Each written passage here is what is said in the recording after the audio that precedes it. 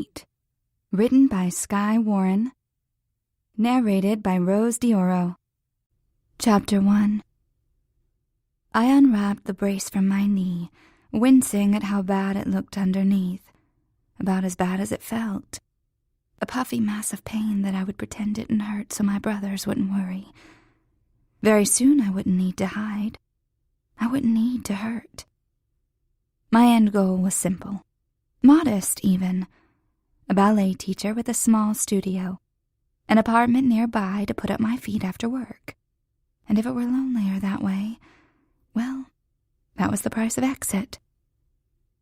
Lindsay whistled as she slumped onto the locker room bench beside me. I really want to complain about my ankles right now, but after seeing your knees, I think I'll just count my blessings. Glad to be of service. Now, do you have good news for me? Lindsay was in the corps de ballet, a position for newer dancers within the company. Not as stressful as a principal, perhaps, but the pay was almost half, so many of them had side jobs to complement the paltry salaries. She was a part-time real estate agent, and I'd enlisted her help in finding the right spot for my studio. So far, the available spaces had been too large, too far outside Chicago proper, too expensive. You're going to love this one, promise. Not only is the rent mid-range, but it used to be a yoga studio, so there's already a wooden floor and windows all around. And, wait for it, a living space upstairs. Get out! I had also asked her to keep an eye out for apartments nearby, but I hadn't dared imagine it would happen in one fell swoop. Her smile was smug. I swear, if you don't take this place, I will, and I'm not even opening a ballet school. What's the catch? It's hidden behind a courtyard. There's virtually no storefront, but you can get signage on the building right by the street. Not a deal breaker at all. In fact, it would be better not to have pedestrians peering in the windows during ballet classes. It still seems too good to be true, she shrugged. The upstairs needs work. It was some sort of weird lounge, which I think is code for people smoking pot all day. Lindsay, there are going to be kids coming to the school. I didn't say you had to smoke pot. It has a kitchen and a bathroom. With a little renovation, it's your new apartment. Where exactly is this place located? Lincoln Park, which is totally safe.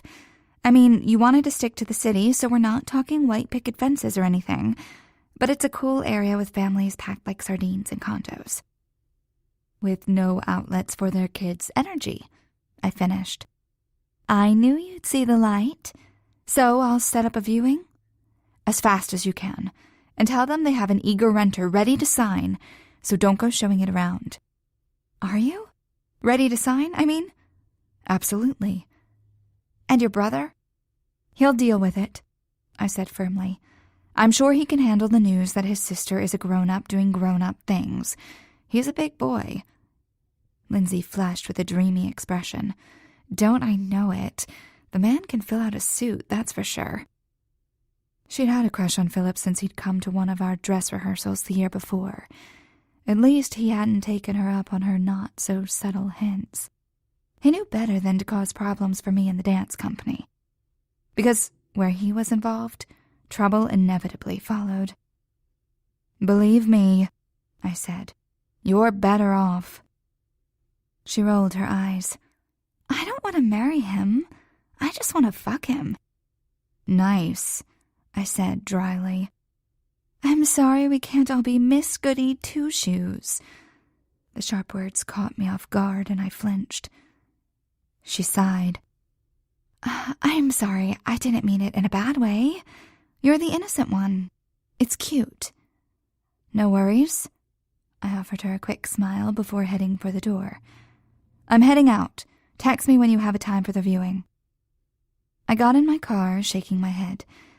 If only she knew. Sure, it had been a while for me, but I was far from pure. My past would remain with me wherever I went, however long I avoided the subject. No, my concern for her hadn't been born of prudishness. My brother wasn't a good catch. Philip was a criminal. Not the whitewashed, white-collar type to embezzle money or take the company jet out for a spin. He was an honest-to-God bad guy, grown up like a weed between the white trash of Chicago. Strictly speaking, he shouldn't even be allowed in the starched crowds he frequented. But one thing tipped the scale: power. Wealthy businessmen courted his favor. The rich bitch wives wanted to have sex with him. Sometimes he would oblige them, but that was Philip. He made the rules and then broke them. As I left the city, the walls of downtown gave way to squat shopping strips and a blue-orange sunset in the distance. The streets of Chicago were like one of those visual illusions. Close up, there was only chaos, garish and bright. The secrets lay deeper, hidden from those who didn't know how to see them. Philip's house was in one of the many pocket neighborhoods. The people here had been carefully curated by the size of their investments and the expanse of their networks. And then there was me. When I pulled into the long driveway, I saw a silver Lexus in the courtyard beside the garage. Drew. He was here. He met with Philip at least once a week, so it really shouldn't be a big deal at all. He wasn't here to see me anyway, but my heartbeat quickened as if he were. Drew Laramie was my brother's lawyer. The first time I met him, he was wearing a tailored Italian suit by a designer I didn't recognize. That alone was enough to pique my interest, sex-starved as I was. I peeled back each layer in my mind: the soft wool, the thin silk, the stiff collar, and underneath, I wasn't sure what I would find. My only glimpses of a man's body came from shadowed corners of the high school football field. Then it had been smooth, tanned skin heavily doused with tattoos. Then it had hurt. Drew would be different. The first day I'd met him, he'd faltered in his greeting, his hand half lifted to shake mine. His eyes had widened so slightly I wouldn't have noticed if I hadn't been staring, but I was. I couldn't take my eyes off him. I felt caught, like prey, unable to flee, even as he came in for the kill. Except he didn't. He didn't hurt me. He didn't hit on me. His initial surprise evened out into a bland smile and generic greeting. I suppose I could have expected it, considering Philip scared away every man who dared glance at me. But for the very first time, I felt disappointment. That was years ago, and since then I had learned more about the man. I had mentally catalogued each expression of bliss, from an ice-cold beer or the early strains of a saxophone over the Bose speakers. I knew he read old books and picked apart the musicals and operas they inspired like other people did for movies. He also enjoyed the ballet and regularly made use of the box seats Philip kept in support of me. He sneaked a cigarette every couple of months, an addiction he had supposedly cracked but which still nailed him in times of stress. I learned so much from observing, and so little. Barely ever talking, never ever touching. That was what I did, as Lindsay had pointed out. I had no quickies in the bathroom of a dinner party, no torrid affair with a jet-setter from Paris. Me? I watched. The ultimate voyeur, my mind was drenched with dirty thoughts, while my body remained in stasis. I knew what it felt like to live in the outside world, which was exactly why I preferred my neat, sterile chambers. For years, I had preferred to stay frozen, untouchable. But lately, the wicked thoughts about Drew had spilled over into heated feelings and busy fingers at night in my bed. And worse, I wasn't sure how much longer I could keep them to myself. The changes weren't all on my end. He looked at me longer, more intensely, and I stared back, so very tempted. Sometimes I thought that was all we'd ever do. Forever watch each other, the air between us as formidable as ice, undaunted by the incipient heat of my body whenever he was near. I shouldered my way inside the heavy back door and dumped the contents of my duffel bag into the washing machine. The leather ballet flats came with me upstairs. One overly helpful housekeeper had ruined my lucky slippers in the wash, so these stayed with me. Where they belonged, really. My life in this opulent house was light years away from the small, shared room in my foster home, but these dirty, broken-in ballet shoes hanging on the footboard looked just the same. At 26, I wasn't the oldest dancer in our dance company, but it was close. My muscles ached almost constantly, which I wouldn't have minded, except my joints were almost literally cracking under the pressure. At least that was how I interpreted the orthopedic surgeon's fancy diagrams. Pretty soon I would have to quit, whether I opened my own studio or not. But it was more than just the dancing. I needed to move out, to grow up. Philip wouldn't take that well. He was overprotective, overbearing, and exactly what I had needed once upon a time. Instead of climbing the wide, winding staircase to my room, I stopped into the kitchen for a banana and a cup of OJ. Then I swung a left through the open-air living room to pass by the office. The double doors were open, which meant their top-secret business discussion had concluded. The house was secure, oppressively so, but Philip made privacy an art form. Even knowing I'd be welcome, I hung in the shadows of the hallway, listening to the comforting sound of low male voices. My eyes fell shut. Other people liked music or ocean noises to relax, but the rough male timbre was my melody, the murmured ebb and flow my rhythm. Drew laughed, a melodic sound like rocks tumbling in a stream. I sighed in pleasure. Philip thought I would be scared of men, but he had spent years protecting me, building a fortress so that no one could touch me. I remembered my dad in flashes of a rage-contorted face and flying fists, more like a nightmare than reality. I had nothing to fear from men. Not anymore. The only thing I feared was the coldness of isolation. Their voices quieted, trickling dry. After a moment, Philip called out, "Rose, you're back." A smile curved my lips. He'd known I was there. He was almost impossible to fool, which was another reason I could never do anything secret with Drew. The result, if Philip found out, would be disastrous. And Philip would definitely find out. I slipped into the room. Both men had their jackets off and sleeves rolled up. They both stood briefly before I sat down, an old-world gesture that fit them well. Philip was old-fashioned, but in his own way, so was Drew. Drew was kind, courteous, professional, a perfect gentleman everywhere but his eyes. There he wrote me dirty poetry, doing every wicked thing I craved, promising satisfaction, retribution. If only I could give in. He watched me now, predatory. I swallowed hard and turned away. "Hey, big brother. How was your day?" Philip stretched. "Busy, tiring, but better now that you're here. Drew and I have been working since 7. I frowned. "Is everything okay?" Long days were customary, but Philip seemed worn down. "More than okay," he said. "We're about to score a major win. You remember that sanitation company that was giving me trouble?" Philip owned several above-board businesses. In fact, most of them were legit. They just occasionally rode outside the lines of the law to get things done better, faster, cheaper.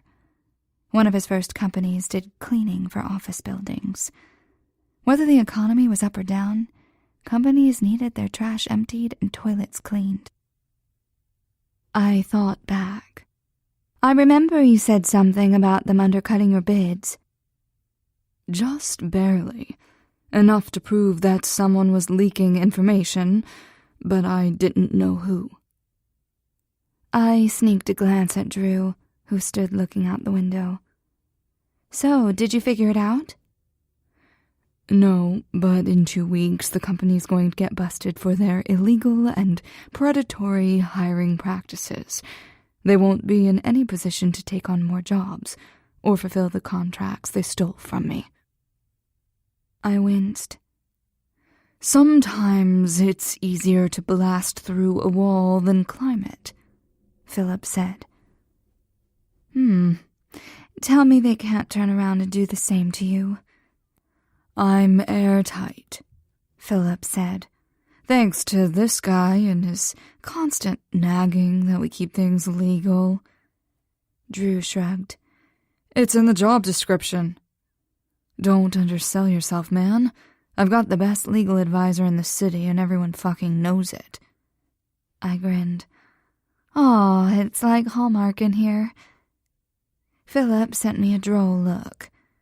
The only words of thanks he needs are the ones on his bonus check. Yeah, and it better be a good one, Drew said lightly. I just turned down a big raise with a sanitation company in dire need of legal counsel. Something to do with their hiring practices, I understand. Philip's gaze sharpened. They called you?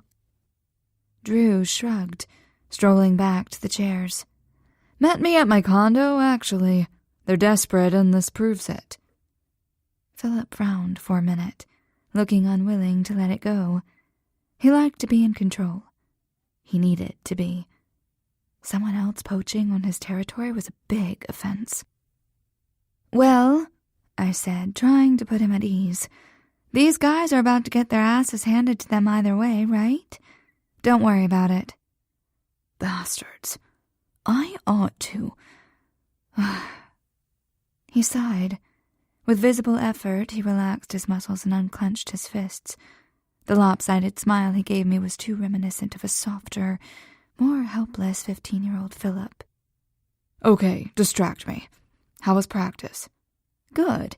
You know, it's getting harder for me to keep up. I'd never told him about the chronic tendinitis or the recommended surgery. He'd insist I quit dancing, even in a teaching capacity. It was so binary. Dance professionally or not at all. People were either with him or against him. Philip lifted his whiskey glass in dry salute. Ah, yes. You're getting old. I remember. Almost as old as you. Never that, he quipped, and my heart warmed to see a smile flicker on his tired face. He didn't understand the allure of ballet, why I would rip up my body just to perform for a bunch of old guys in penguin suits. His words, of course. But he appreciated the purity of it, the sanctity of art. Pale pink leotards and white tights.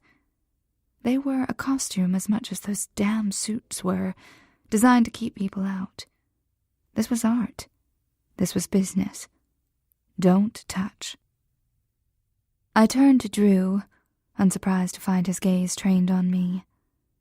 The heat was carefully banked while we put on a show for my brother, he in a suit, and me in my sweats. I couldn't see it. I felt it, more like knowledge, like recognition. I want you. I burn for you.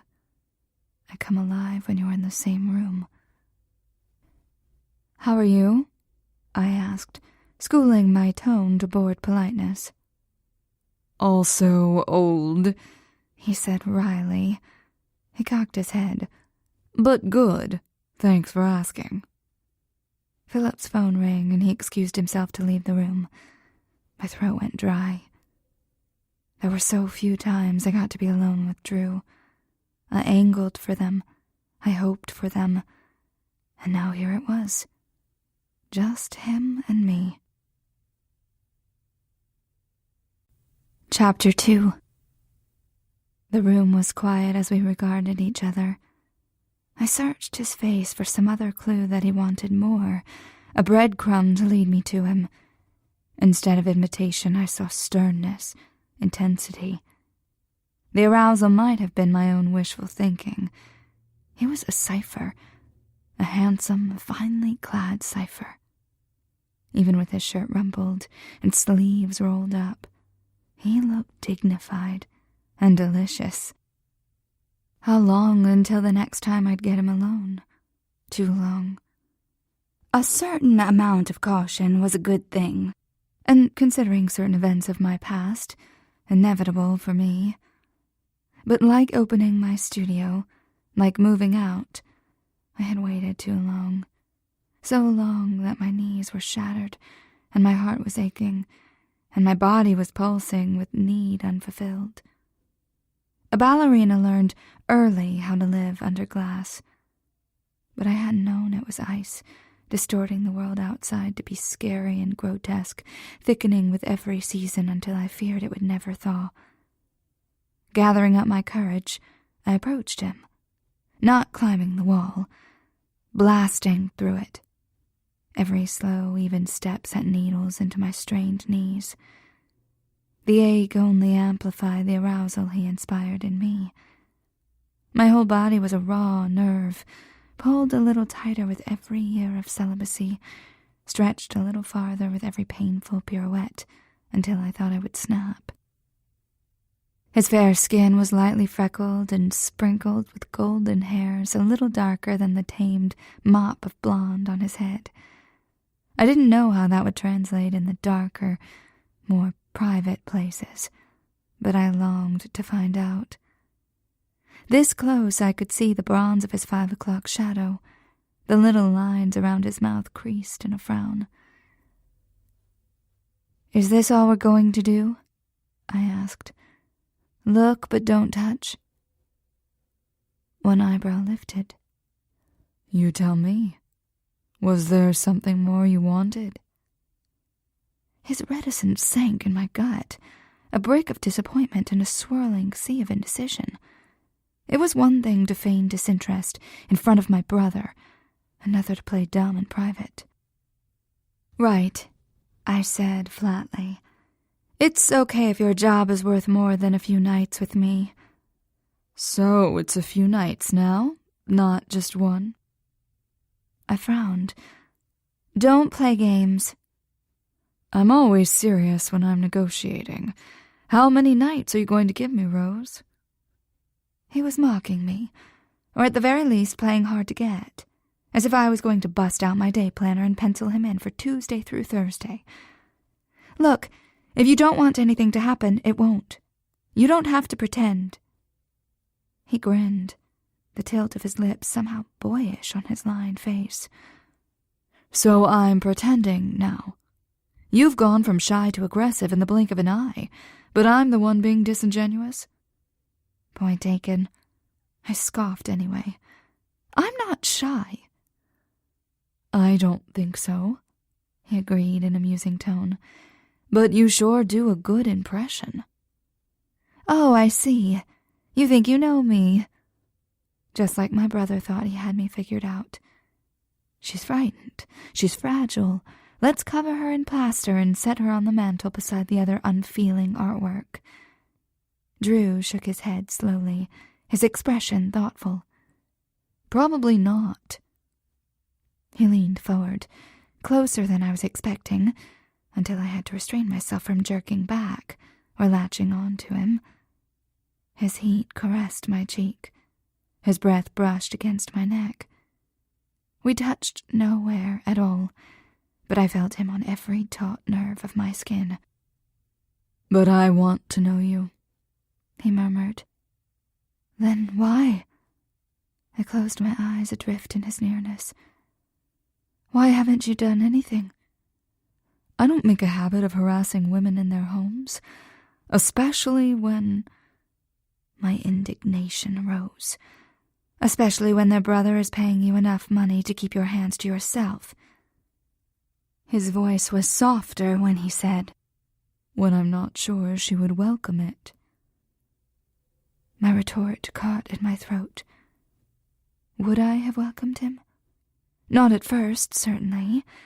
He would have been just like every other man who wanted to sneak behind Philip's back, too stupid to know what was good for him. Maybe I had needed this, his restraint like an incubator for my burgeoning lust. Like he said, I'd gone from shy to aggressive, only it hadn't happened in a second. It had been minutes, days, years of waiting for a moment when it would be safe to reach out. "So you do want me," I said, and despite my assertiveness earlier, it came out uncertain. He regarded me for a moment, impassive. Finally, he said, "You would run from me screaming if you knew all the ways I want you." Shock raced down my spine, followed by a wave of pure lust. Part of me wanted just that, to know everything, to feel him everywhere until I was so wrapped up that I never suffered the chill of loneliness again. The other part of me was exactly as naive as his slightly amused expression proclaimed me to be. Philip strolled back into the room, tossing his phone on the desk. "Jesus," he said, "does no one have any fucking loyalty anymore?" My stomach flipped over. Could he see the tension between us? Of course he could. Drew was a daunting cloud of wicked intent, and I was a puddle at his feet. I raised my eyes. "Maybe you should go," Drew murmured. "Yes," Philip agreed absently, thumbing through a stack of papers on the side table. "I'm sorry, Rose, but it looks like it will be a long night. Don't wait up for me for dinner." Philip hadn't been talking about us, I realized. How he was blind to the situation, I had no idea, but I would take the reprieve with both hands. From my brother and his anger, from Drew and the unknown things he inspired me to do. Just like he'd said I would, I fled the room and ran from him. Ran upstairs to where my familiar ballerina slippers hung on my bed, a grown-up size, but a childish comfort. Once upon a time, my only comfort. The classes at the YMCA had been guises to keep us off the streets, the teachers merely minimum-wage babysitters. Miss Anastasia thought she was the lost Russian princess, despite the fact that the ages never lined up. But she had been classically trained in her country, and she was willing to teach me in her off hours. Each night my thighs were bruised, yellow and black from her whipcord pointer, as she corrected my posture. But damn, I learned. In that dimly lit gymnasium, with the basketball hoop with no net, I got a dance education upper-crust families paid thousands for. Teaching ballet was more than a retirement plan for my career with the company. It was paying back a debt, paying it forward. That mattered more than a possible fling with my brother's lawyer, even if that fling felt like everything when I was near him. Chapter 3. True to his word, my brother kept Drew shut in the office late into the night. I walked by the closed study doors on the way to steal a bowl of oatmeal for dinner. The window in my room overlooked the garage and courtyard, so I could see Drew's car and keep tabs on him that way. I pulled the plush armchair to the window and read up on the different types of business structures: sole proprietor, S-corp, C-corp. Philip would already know all this. He would be a fantastic business advisor if I just ignored the immoral suggestions. But then I would have to tell him about my plan. I'd have to tell him about my plan to move out, and then he would flip out. So I read in secret, which was probably for the best anyway. I had relied on him for too long. I needed to be more independent, but did that also include a secret affair with my brother's lawyer? The fear of Philip finding out my plans was eclipsed by the fear of failure. I didn't know how this casual, sophisticated sex worked beyond the vulgar jokes bandied at black-tie parties. And what if Drew wanted something more than regular sex?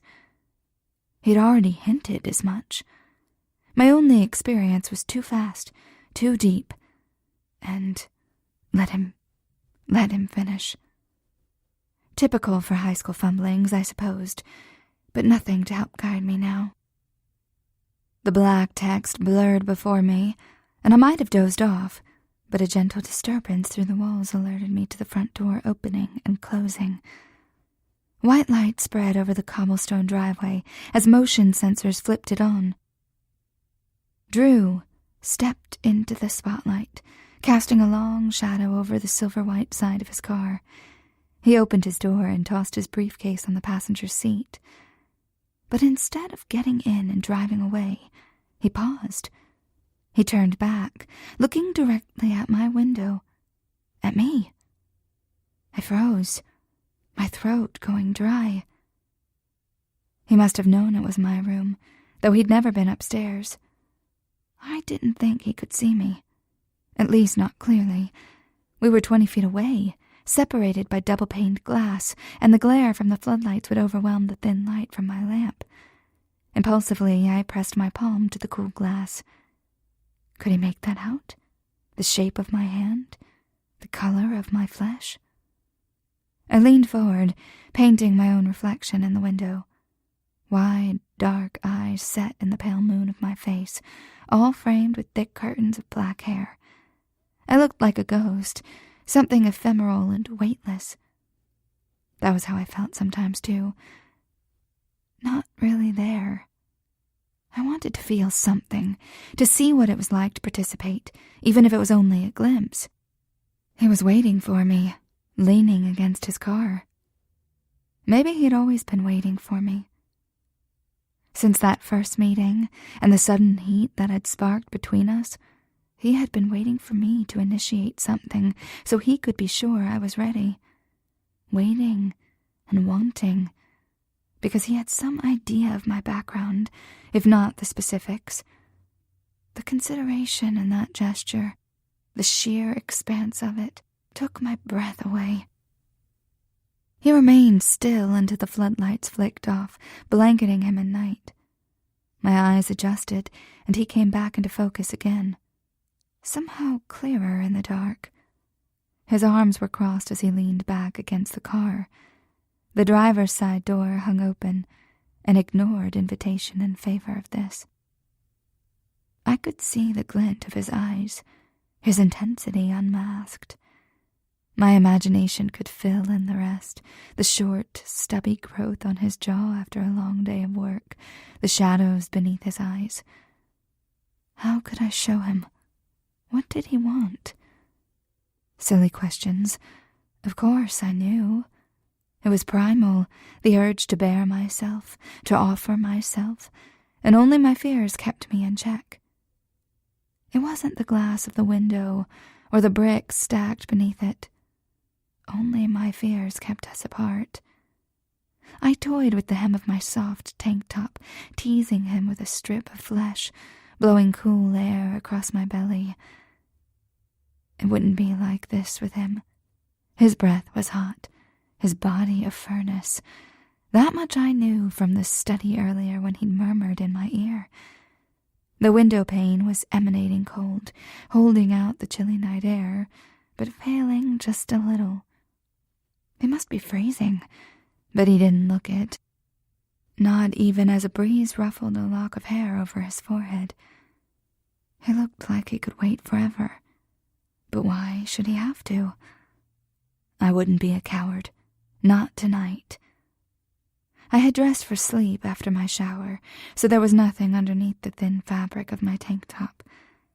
I tugged the shirt off and let it slip from my fingers. My skin pebbled with goosebumps at the chill. My nipples tightened almost painfully. He might have been a statue, he was so still. I felt the opposite, tingling and aware. It was too much, too embarrassing, too revealing, but exactly what I had been waiting for. What next? If there was a script to forbidden exhibitionism, I had never read it. I moved with pent-up desire, acted on ideas unformed. I trailed my palms at my stomach and lifted my small breasts like an offering. I wanted his hands on me, wanted him to touch and caress and pinch me. So I did it myself, grasping my nipples between my thumb and forefinger. I squeezed slightly, and as if he were connected to me, as if he had done it, his body jerked infinitesimally. Was he excited? I knew enough to look for a bulge at his crotch, but it was too dark to see. I wished he could tell me what he wanted me to do, but maybe that would ruin the illusion of safety. From 15 feet away, I watched him lick his lips and heard the tacit message. I put a finger to my lips and licked, slightly exaggerated so that he could see. He leaned forward slightly. Yes, more. I sucked the finger into my mouth and could have sworn his hips moved slightly where they rested against the car. Trailing my wetted finger over my chest, I circled my nipple and pinched again, savoring the bite of cold air and hard pressure. I let down my hair from my tower in the form of secret glimpses, and like Rapunzel, I needed exposure like I needed air. He joined me with his arousal, and the commands conveyed with his body.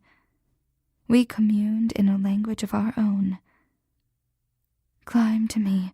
I don't want to be alone. An ache built in my sex under the weight of his stare and my own touch. My hips moved in answer to his, finding an instinctive rhythm. I reached for the band of my sweatpants, then paused. Panties too? Too much. I pushed down the pants, but left the matching pink bikini panties on.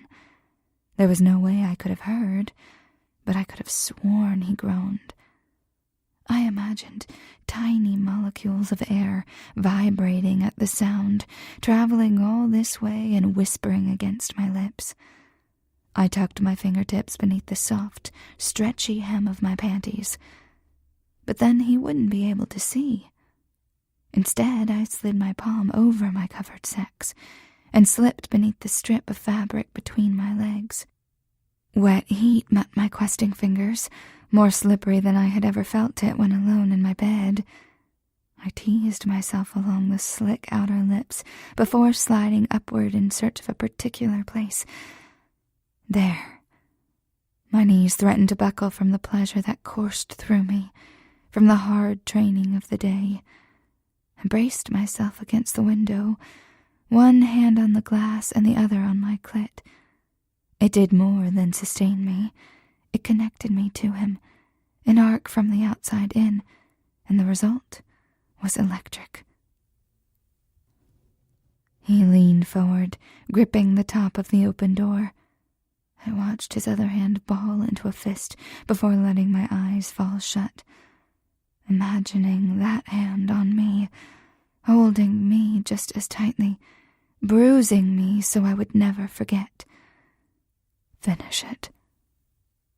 I didn't know whether the words came from him or me, but I let the currents pull me along, let the arousal swirl faster and deeper, until I couldn't find the surface, couldn't breathe, could only buck and moan and spill all over my furiously rubbing fingers. My stuttered moan was loud in my ears, filling my room before it dropped off into a sigh. I let my hand fall away and opened my eyes. He stood exactly as I'd left him, bristling with an almost palpable tension. After a moment, he detached from the car, moving slowly, like a man in pain, as if he'd been injured. He turned away and rested his palms on the top of the car. With an unreadable glance back at me, he gingerly got inside and drove away. I watched him go, sated but far from satisfied. Always wanting, always needing something above my reach, dreaming of ballerinas when I came from the slums, lusting after the smart, successful man in a well-tailored suit. One of these days, I'd reach too far. I'd fly too close to the sun, but even knowing so, I couldn't stop myself from spreading my wings. Chapter 4. The next evening, I stumbled into an empty house and collapsed at the kitchen table. Practice seemed to be getting harder. Then again, the newest additions to the group kept up just fine.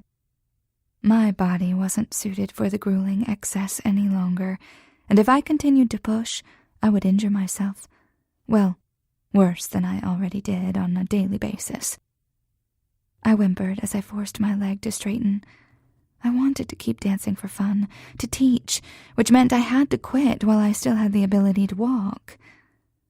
I let myself drop onto the hard kitchen floor and flopped onto my back. Then I pushed my knee over in front of my body, stretching the tense, aching band on the outside of my thigh. I groaned as the stretch shot pain through my knee, but this would keep it from locking up all night. A scuffing sound at the entrance to the kitchen snapped my eyes open. Drew stood in the doorway to the kitchen, watching me with a bemused expression. I must have looked like an idiot, tangled up on the kitchen floor and moaning. I attempted to stand, but the muscles spasmed, sending me into a graceless sprawl. Mortified, I shut my eyes. So much for looking sexy and mature. He was there in a second, rubbing away the ache in my thigh, soothing me before I'd even thought about his hands on my body. He gently pressed my leg back down. Oh, yes, he knew exactly how to handle me. I sighed. Harder. Are you sure? Sounded like it hurt. I need it like that. He raised his eyebrow, his face 2 feet from mine. Then I realized how I sounded. He was basically on top of me, holding me down while I made sex noises and talked about wanting it hard. Wicked. That was how I sounded. Even though I hadn't meant it in a sexual way, it became sexual as the weight of his body bore down on mine. A flush heated me from the inside out. My knees have been acting up. The pressure helps. How did you know, anyway? His expression looked wry. I've been to the gym once or twice. Have to work off the calories in those billed lunches somehow. Something about the way he mocked himself, dismissed himself when everyone else saw his value, made my heart squeeze. I felt breathless, on the verge of something important. Or maybe it was just the stretch. Is that how you think I see you? A stuffy old lawyer? That's what I am, Rose. I studied him. Our position, with him pushing down on me, was definitely a new perspective. It allowed me to see him with fresh eyes. The creases at the corner of his eyes, remnants of his genial demeanor and stressful profession. The sandy brown hair flecked with silver, his curious brown eyes, like stained glass with light behind. A stuffy old lawyer? He was that, as well as uncommonly smart and subtly funny and quietly handsome. Well, this is interesting. We both turned to see Philip standing in the doorway. Immediately Drew backed up, easing me out of the stretch. My knee gave a weak throb, and I stifled a moan. Philip was at my side, ready to help me up. I waved him away, forcing myself into the kitchen chair. I'm fine, just a little cramp. His face was dark. Maybe you need to cut back with the company. Yes, quitting definitely qualified as cutting back, and I would, only to do something that would piss him off even more. Without a word, Drew grabbed a few bottles of water from the fridge and slid one across the table to me. Grateful, I took a sip. At least hire a proper trainer, Philip said. If you're relying on my lawyer for your physical therapy, you must be worse off than I thought. Hey, Drew said without heat. I played volleyball all through college. Philip snorted. Harvard had a volleyball team. Drew gave a small grin. How else could I afford to go? That scholarship paid for the law degree you get so much mileage out of. Well, thank God for large, undeserved favors. You've kept the business from sinking so many times. What would I do without you? Bribe the judge, Drew said blandly. "Now there's an idea," Philip said with equal anger. "Should I be writing this down?" "Only if you plan on firing me." "Don't count on it. You're going to retire when you're done working for me, and you'll be a rich old man when you do." "I'm counting on it. I'd hate to go back to getting my balls busted to make rent." Feeling unsettled, I excused myself from the table. Drew's gaze burned as I left the room, but I couldn't meet his eyes, afraid of what I would see there, afraid of what he'd see in me. Desire, curiosity, longing. I limped my way upstairs and took a hot shower, then reclined in the armchair. I'd wanted to peel back the layers, but I was finding more than skin and sex. There was a man underneath, his dreams and determination as attractive as his body. I knew Drew had gone to Harvard, but the image of him hustling on a volleyball court or struggling for a scholarship didn't mesh with the crisp linen, gleaming-edged man he was today. Had money and success changed him? It hadn't seemed to make Philip happier. If anything, he was more paranoid, more worried it would all be taken away. Did Drew feel the same way? A knock on the door interrupted my thoughts. "Come in." Drew stepped inside, carrying an ice pack wrapped in paper towels. "I came bearing gifts." The sight of him in my bedroom made my breath catch. He seemed to fill the room despite his casual stance and light tone. More like instruments of torture. Still, I accepted the cold compress and pressed it to my knee. "Leave it on for a few minutes." He leaned against the bedpost and crossed his arms as if to wait. "Otherwise it'll swell up, and Philip will never trust my doctoring skills again." I slanted him a glance. "I'm surprised he let you up here." "Sent me up here," he corrected. "He had to take a call. I told him I could handle it. He'll be busy a good 30 minutes. He spoke casually, but my breath caught at the implicit offer. Time. We had time. Yeah, well, he trusts you with a lot more important things than delivering an ice pack. "Nothing is more important than you," he added. "To Philip." My heart thudded in my chest. Right. So what happened last night was probably a bad idea. He would be pretty pissed. I notice you didn't say whether you agree. His shoulder lifted in a half shrug. You tell me. And where does your will come into play? Are you asking if I would say no to you, Rose? I can't imagine that. I can't imagine what you could ask that I wouldn't give you. My throat felt thick and swollen as I swallowed. I was privileged. I knew that. My brother had money, influence, and everyone wanted to get close to him. I had been propositioned plenty of times with suave smiles and calculated remarks from guys who wanted to get to know me better. After all, getting to know me meant getting introduced to the family. It meant financial advantage in the form of my brother's favor. I didn't want to be used, didn't even want serious. I just wanted sex. You would say yes? For me? Or because you think Philip would like you better if we were an item? He shook his head, not offended at my accusation. A simple refute. No, try again. Philip would kick my ass if he knew. But aside from that, I don't need your help to stay in his good graces. I'm as close to him as anyone, maybe more than you. That was true. He didn't need my help. Unlike any of the other men who had come on to me, he wouldn't really gain more access to Philip with me than without.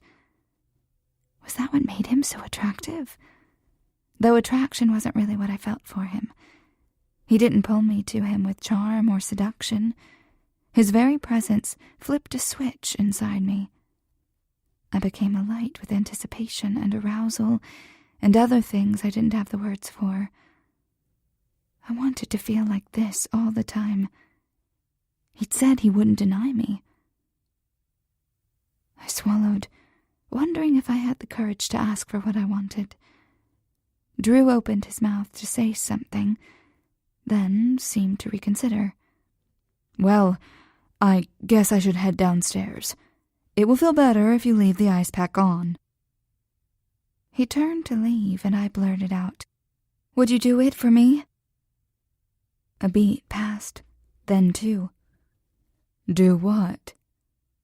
What I did last night. Strip. Masturbate. Would you be willing to do it for me? His body tightened. Even through the barrier of his shirt, I could see the muscles of his back go taut. His hands fisted in the air. You want to see that?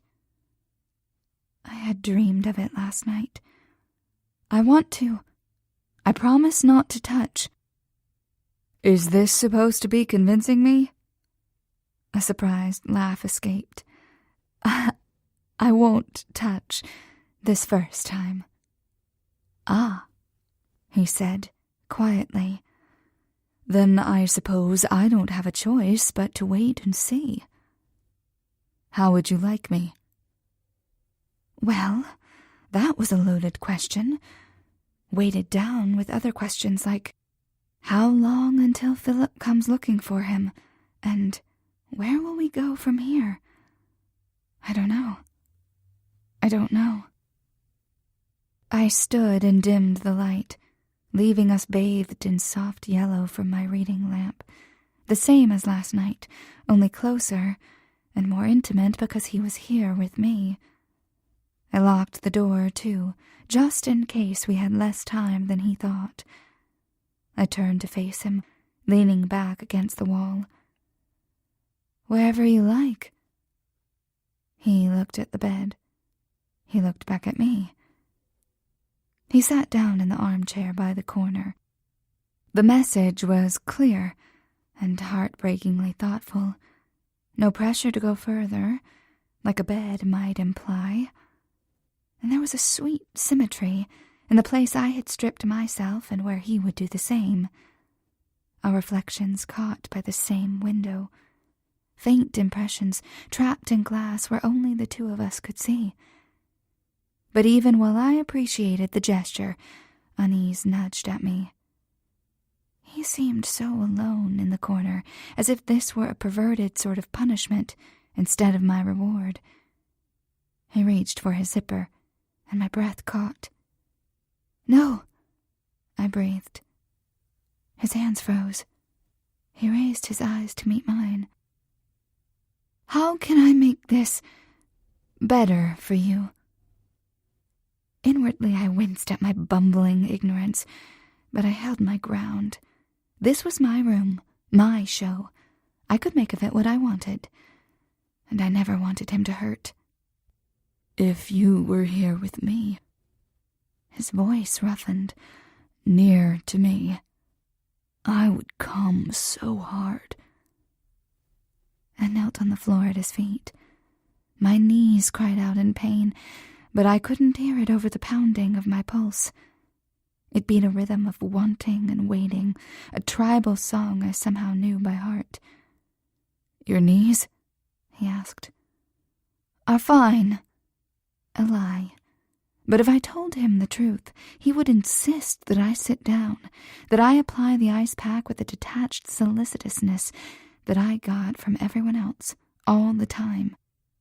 I wanted the other part of him, dark and dirty. I wasn't the first to be with him like this, but I was here now, and for now, that would be enough. He slid open the belt and unbuttoned his pants. I shook my head when his hand was halfway down the zipper. "Not yet. First, I showed you my—" I looked down at the pale flesh peeking above the leotard I still wore. I showed him my breasts. His gaze was a tender mix of appreciation and bemusement. "Which I appreciated immensely, but I don't think I have the right anatomy for that." "Show me, anyway." My voice lilted up at the end, turning into a question. Despite my demands, I wanted him to want this. This wasn't a play at dominance. It was a different sort of game, one with points earned in longing and penalties for shyness. I had bared myself out of nothing more than desire, and I needed the same from him. I want to see you, but only if you really want this. He didn't answer with words. Instead, he unbuttoned his shirt with slow, lazy flicks of the wrist, while his gaze remained locked with mine. He tugged the sides apart, revealing a soft crinkle of hair peeking over the rim of a white tank undershirt. After pulling that over his head, he leaned back, a pasha in a vintage chic armchair, casual and seductive, and unafraid in the tower where I'd hidden for so long. "Do you touch yourself there?" I asked, inclining my head toward his chest. His nipples were brown circles nestled beneath dark brown hair. His skin bunched in ridges at the top of his stomach, then smoothed out into a hairless expanse around his belly button. "No." "Just lower," where the hair became thick, pointing down into the waistband of his briefs. "Yes, lower. Is that what you want to see? How I touch myself?" "When you're alone, yes." Something flickered in his eyes, but he didn't comment as he pushed down the blue fabric of his briefs and pulled himself out. It was thicker than I'd been expecting, more purple than regular flesh. He fisted himself and stroked once, twice, 3 times. He spoke again. His voice was hoarse. "It's fast when I do it. Fast and hard, and not all that good, really. But with your eyes on me, I think it will be even faster." I stared, fascinated, as he handled himself so roughly. "Unless you want me to slow it down, I'm going to come soon. Unless you want me to wait." "Why?" I licked my lips, a motion he tracked closely with a gaze forged in iron. "Why would I want you to go slower?" "There's power in denial." He stared at me while his hand shuttled at his cock. "There's pleasure in waiting, delayed gratification." "Oh, I wouldn't know about all that." His laugh was curt. "You know enough, Rose. Any more and you might just kill me." Despite his assertion, it didn't end fast. At least not like I'd assumed it would, based on his fierce pumping. He twisted his hand on each upstroke before settling down to a long, hard glide, again and again, though still he didn't finish. The mystery built in my mind. What would he look like? My lips parted as I leaned forward. His breath stuttered, and his hand faltered. "Rose," he groaned. "Should I help?" I whispered. "Help how?" "Touch you, lick you, impale myself on you so we can both get what we want." "I don't know." He shook his head, his hand resuming its slide. "You can't have it both ways. It's either tease or fulfill me, withhold or submit. There's no in-between." With shaking hands, I pulled the tank top off me, baring myself to his hot gaze. "Then, do it on me. It's not really touching." A strained smile touched his lips, but his hand sped up. His eyes were glued to my breasts. "Cup them again," he said, "like you did last night." I held them, relishing in the weight on my palms, the piquant offering they made. He suddenly froze, his mouth falling open on a harsh exhalation. I tensed, waiting for the impact of his climax on my skin. Instead, He shoved his hand in front of his cock, catching the ejaculate and blocking my view. He rocked into his hand in short, urgent bursts as his orgasm gripped his body. He slumped back in the chair with a satisfied sigh. It filled me with a pride I couldn't disguise, even as I complained with a small smile. "I thought you were going to do that on me." A wry look transformed sated features. "The first part of me that touches you is not going to be my semen." I felt a blush spread over my chest, painting the tops of my breasts with a rosy hue and heating my cheeks. A small grin curved his lips as he watched me. "You're beautiful when you're shy." My heart squeezed at his baldly sweet words. "I thought you liked me aggressive." "I like you every way. When you're aggressive, I want to obey you. When you're shy, I want to shock you." I hadn't guessed he could be this way, so honest, so expressive.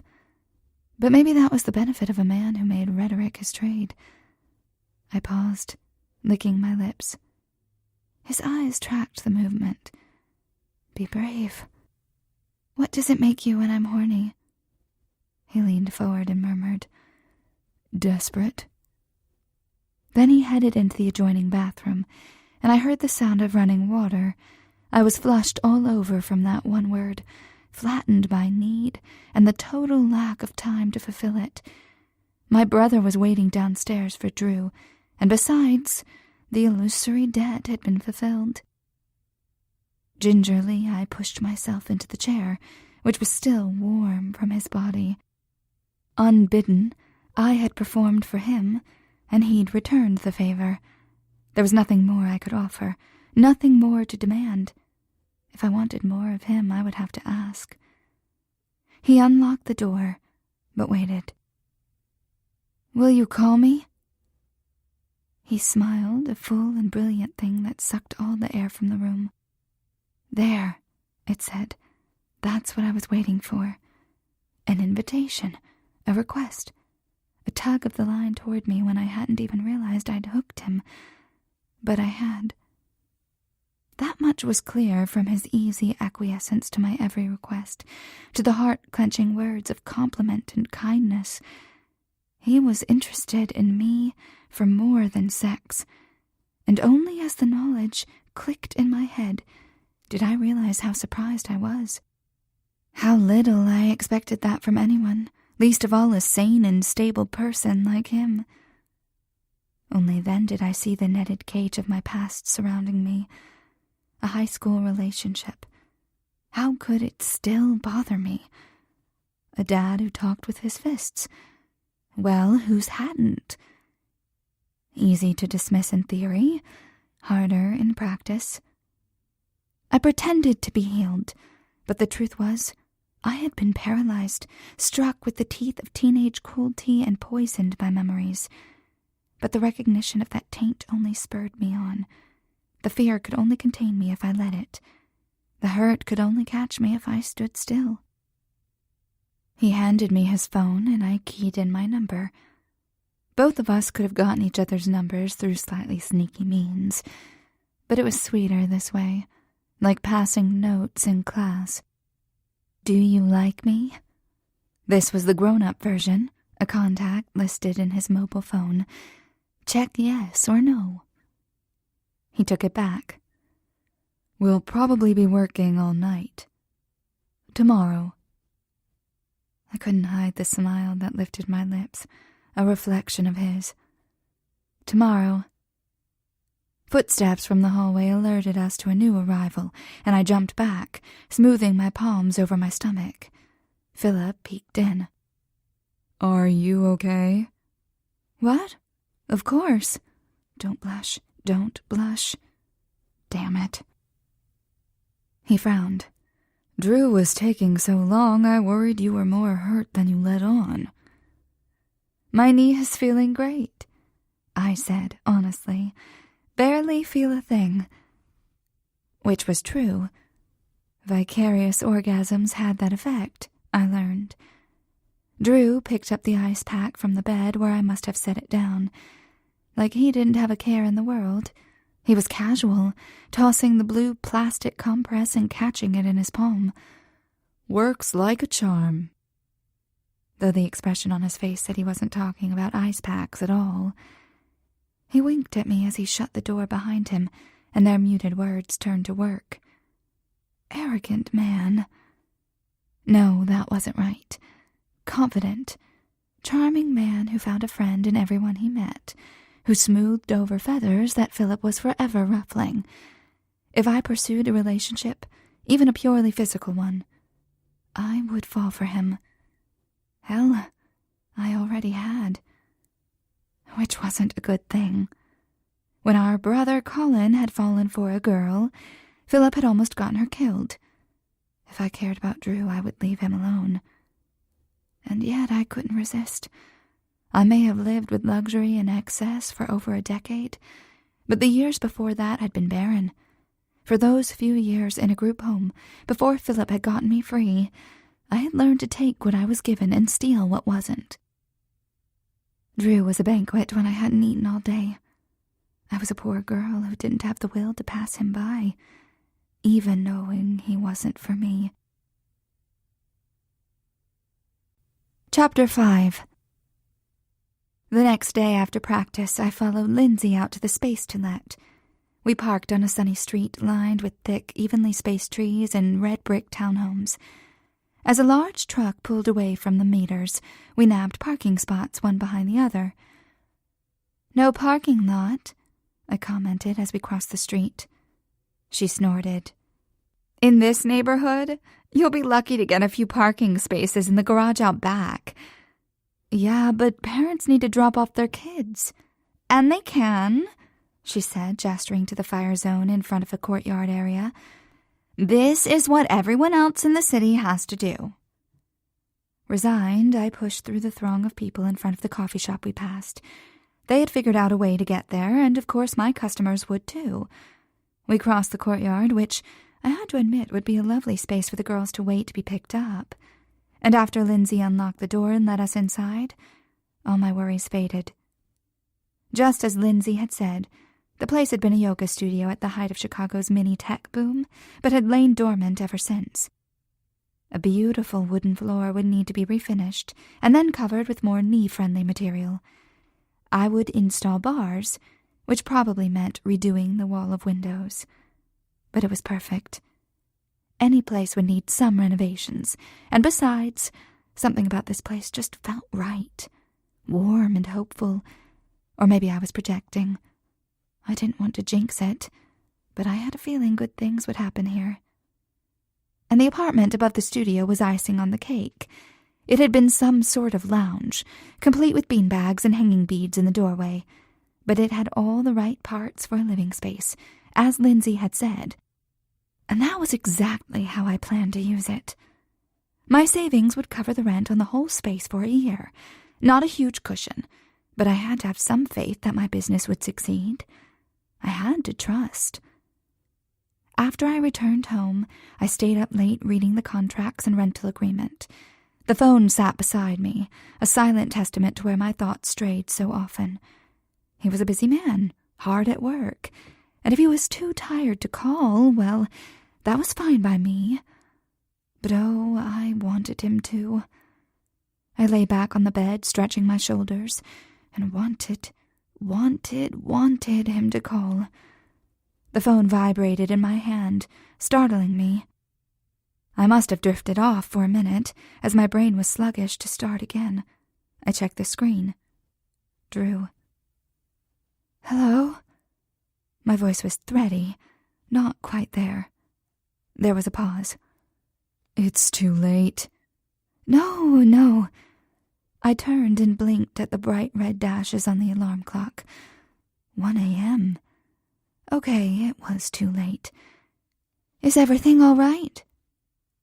"Yeah," he swore softly.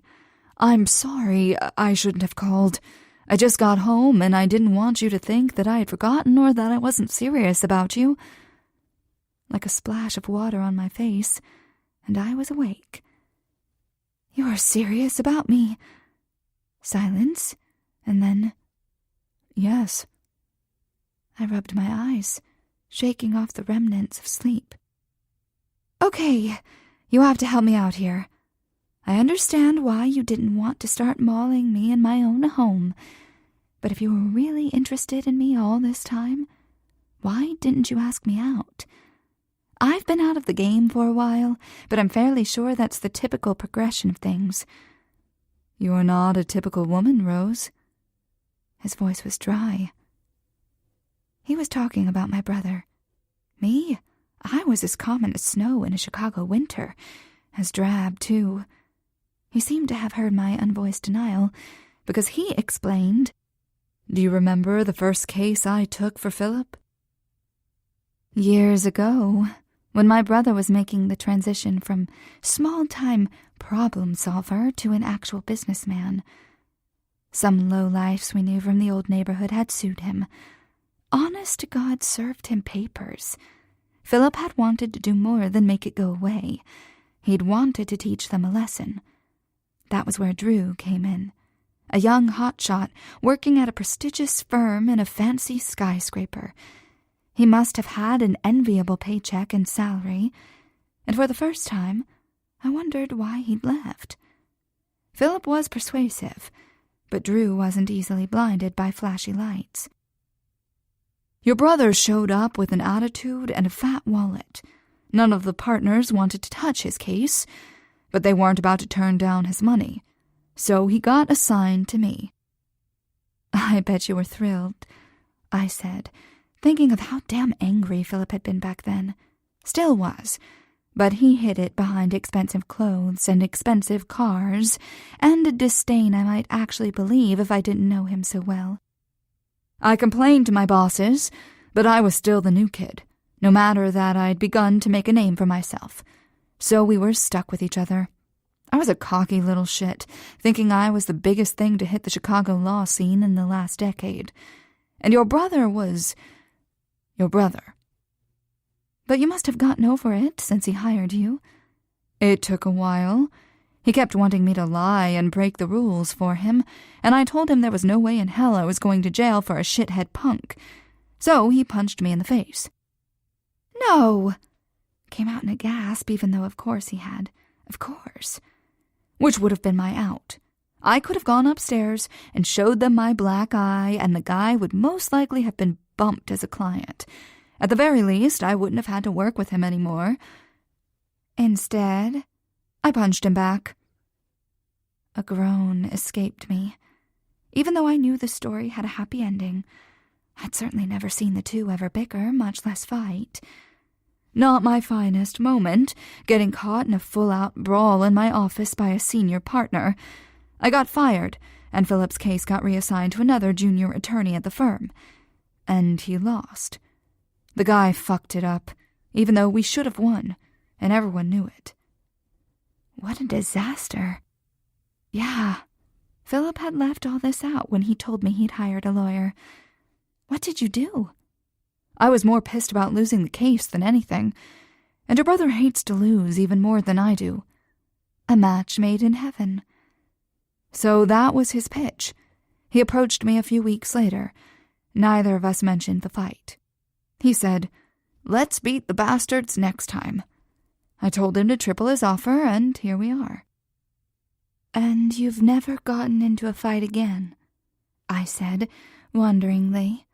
Not yet, although if there was ever a reason, I'm sure calling his sister in the dead of night to convince her to take off her panties counts. Before I could respond to that, he continued. The first day I came to work, he asked me what I thought my job was. I said to keep his business safe from the people who wanted to bring it down. He said no. My job was the same as his, to keep his family safe, you and Colin. I may have been stupid and hot-tempered then, but I took that seriously. My chest seemed too small, my heart overfull.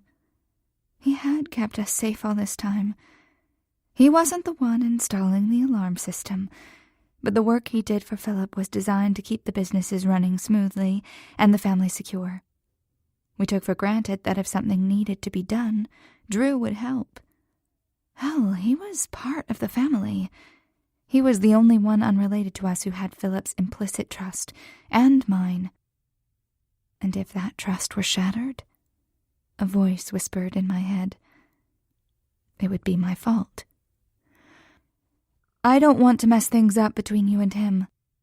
I'll be fine. You'll see. I wasn't sure about that, but my thoughts lingered on the promising legal career he'd given up. Does it bother you doing illegal things? I don't, really. Snorting, I said, Save it for someone who believes that. Fair enough. But my old firm was far more concerned about winning cases and making bank than following the law. It was about appearances. With Philip, everyone already assumes we're doing the worst. In reality, most of it's just ordinary business stuff. Pretty boring, typical things. Like calling out competitors' hiring practices. My tone said I had no doubt that the information had been obtained through questionable means. For the good of the nation, Rose. We're philanthropists, really. I laughed softly, then sobered. Is everything okay there? Philip seems more stressed out than ever.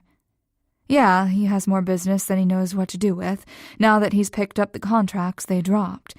But he'll figure it out and come out stronger than ever, I'm sure. As for the other company, their assets will be tied up in legal proceedings for years. A strange shiver of foreboding ran down my spine. Guess they're pretty pissed. They're shitting bricks, he agreed. But they should have thought of that before they started trading on corporate secrets. Again the fear dug in its claws. What if they try to retaliate? Don't worry, he said softly. Your brother can take care of himself. And really, if there's any industry that should be safe and straightforward, it's janitorial services. Right, I said, the word ringing hollow. Really? His voice lowered. I don't want to talk about your brother anymore tonight. The deep promise in his voice distracted me. What do you want to talk about? Are you still wearing your dance clothes? No, I showered after you left. I'm wearing a tank top. Like the one I saw through the window? Yes. Take it off. I smiled at the arrogantly spoken command, sliding deeper under the covers, sliding deeper into that drunk-on-lust headspace that he inspired whenever he was near me, or whenever he was miles away, connected to me only by unseen airwaves. That doesn't sound like a strong argument, counselor. The lawyer bit is the game. This one's me. Demanding? Usually, he answered evenly. Sex-obsessed? Around you, yes. Abrasive? Never. That's what the lube is for. A surprised laugh burst from me. I liked this side of him, playful.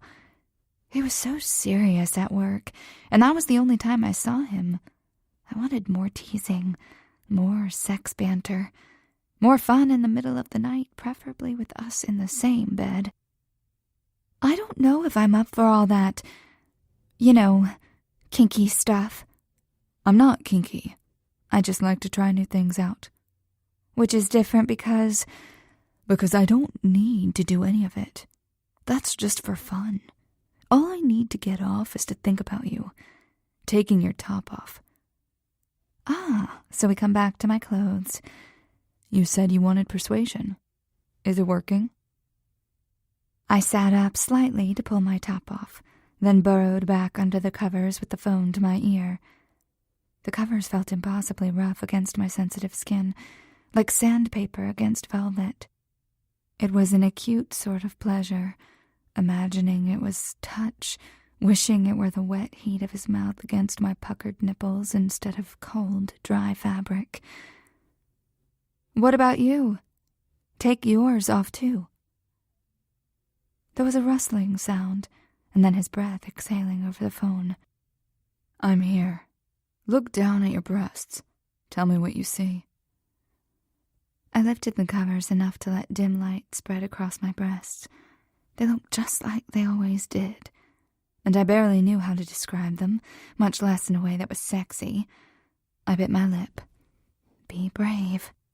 I must be breathing faster than I realized because they're moving up and down as I'm watching them. A strangled sound came over the line. What color are they? Your nipples? They flushed darker as I watched them, as arousal flooded me. I don't know. Pink? Brown? They're drawing up tight. Suck on your fingers and then touch yourself there. After a moment's hesitation, I put my fingers to my lips. As I put the dampened tips on my nipples, he said, Squeeze them. Imagine it's me. I do. Oh, I do. The cold shock of wetness quickly turned to a burn. Pressure pulled taut before spreading lower in my body, down to my clit. I shifted my legs on the bed. The other side, he demanded. I sucked my fingers again, tasting the salt of my skin before wetting the other nipple, pressing and pulling its point until a soft sigh escaped me. I want to be there, he groaned. I want to put my lips on your breasts, feel your nipples against my tongue. My legs squeezed together all on their own. What else would you do? I would lick and bite my way down your belly, your hips. Do that for me. Walk your fingers down your body and tell me how it feels. My skin tingled at his words, the sensation sharpening when I complied. I walked my fingers down my stomach, my nails a small bite in the soft flesh. It feels... Tell me, he breathed. It's fluttering. The muscles here are all shaky because I want... Christ, me too. I want that too. Please, touch me. Yes, that's right. Pull off your pants, your panties. I want you bare for me. In a rush of fabric, I pulled from my constraints. I was completely naked under the covers and burning up. My sex felt swollen and aching, and I knew what would soothe it. Not my touch, but his. His words took me outside myself. His eager concern for my pleasure brought me home. Run your fingers along the outer lips. I need to know what you feel. His words came rougher now, stopping and starting in a jagged rhythm I recognized from within. He was feeling it too, this need to move and rock and do it together, because with him was so much fuller than ever alone. I'm wet here, but you knew that. Yes. A statement, a triumph. I'm smooth here. I took a deep breath. There's no hair. He sucked in a breath. You shave it? Wax. It's just easier with dancing, to make sure nothing peeks or shows through. I laughed a little nervously. I have black hair and wear a pale leotard, no good, so I wax it all off. It was a quiet moment. What is it? Too much information? No, I'm dying to feel you.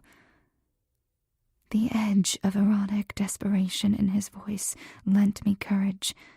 It made me want to poke and prod him, to touch him the only way I could, with words.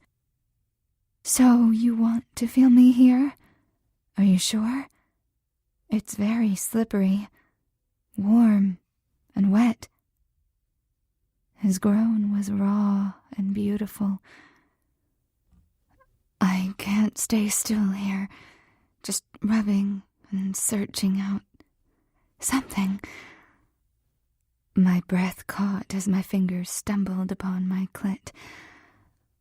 Until there. Rub yourself off. Do it, Rose. And yes, so much. I moaned my compliance, my fingers working furiously at my warm, liquid sex. Each flick of my finger sent a thrum of pleasure through my body.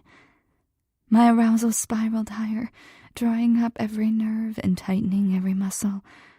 I felt stretched to the limit and yet unable to break, held in suspension. I could only tremble senseless fingers against the bundle of pleasure pain, could only gasp incoherently into the phone. It was only when I heard those quiet, unmistakable rhythmic sounds as he stroked himself, as I felt the vibrations of his grunt of release, that I tumbled over, fell apart, and came in a soft gush of wetness against my palm. "Oh, God," I panted. "Oh, God." "Rose," he said, more like an exhale. "We're really going to do this, aren't we?" "Do what?" "Have sex, start a relationship, be together." Why did that make hot tears spring to my eyes? I tried for casual. "Keep this a secret?" He gave a long and satisfied sigh, a rough-hewn sound of sex-sated invincibility. "Who said we'd keep hiding? Though I hope you aren't too attached to my nose looking this way whenever your brother does find out." "He won't punch you. He won't." Though I wasn't sure who I was trying to convince. "I'm sure hoping he does. The alternative is worse. Don't stress about that." "Oh, sure. I might die, but don't worry," he says. "Do you trust me?" Like a gust of fresh autumn wind, the question stole my breath and rendered me compliant all at once. I trusted him. At a base and carnal level, I lusted after his body, his mind. I wanted to spend time with him, to learn everything about him. But overshadowing all of that was a blanket of clouds. The trust in him I took for granted. Did I trust him? For always? Forever? "Yeah." My voice sounded as low and broken as his. "I do." His satisfaction swelled in the air through the phone. "I have to stop by to finish some paperwork in a couple days. Maybe I'll see you." "Oh, hell yes. Maybe." I heard the smile in his voice. "Good night." "Night." The phone was slick with cooling sweat when I dropped it on the end table. Phone sex. That was new. Not entirely unexpected, though. He was like that, adventurous and exciting, without the undercurrent of danger that I had once been accustomed to. It was a novel idea, that I could have fun without risk, that I could be with someone and still feel safe. "I'm dying to feel you," he'd said. I was too, and the plunge felt so sweet. Chapter 6. As dawn streamed in through the window, I heard a car pull across the cobblestone and come to a stop. Drew had texted me last night to let me know he was coming over. At least, that was how I interpreted 8 hours until I see you. I stretched in bed and rubbed the sleep from my eyes. No doubt Philip would commandeer him the second he walked into the house. He was still in the dark about us, and that ticking sound was the countdown to when he would surely find out and explode. Leisurely, I took a shower and dressed in jeans and a t-shirt, wondering how I could sneak a few minutes alone with Drew. I was drying my hair with a damp towel when I heard the sound of an engine starting outside. Oh, shit. Was he leaving already? At the window, I watched Philip's car roll down the driveway. Perfect. Tossing the towel on the bed, I hurried downstairs and found the office with the door open. Drew's sleeves were rolled up, and he was knee-deep in work at 7 a.m. He looked up when I came in. He stood immediately, coming to stand in front of me, reaching out as if to touch me. In the moments before his hands met mine, he pulled back, uncertain, or maybe just prolonging the inevitable. The heat of his body seared me. His breath tickled my forehead. We were both adrift, floundering softly in the sea, slowly drowning. I hazarded a small smile, a soft current to propel me closer. His face was solemn, intent. "Hi," he said, his eyes searching mine. We may not have much time, I thought. Now, I thought. But all I said was, "Hi. And like a wild chase, an abrupt collision, we crashed. His hand reached for my waist, the other at the back of my neck. He pressed a kiss to my lips, infusing me with heat from the plump of my lips all the way down to my toes. My body hummed with a satisfaction born of completeness, of finally, of finding the missing piece of myself.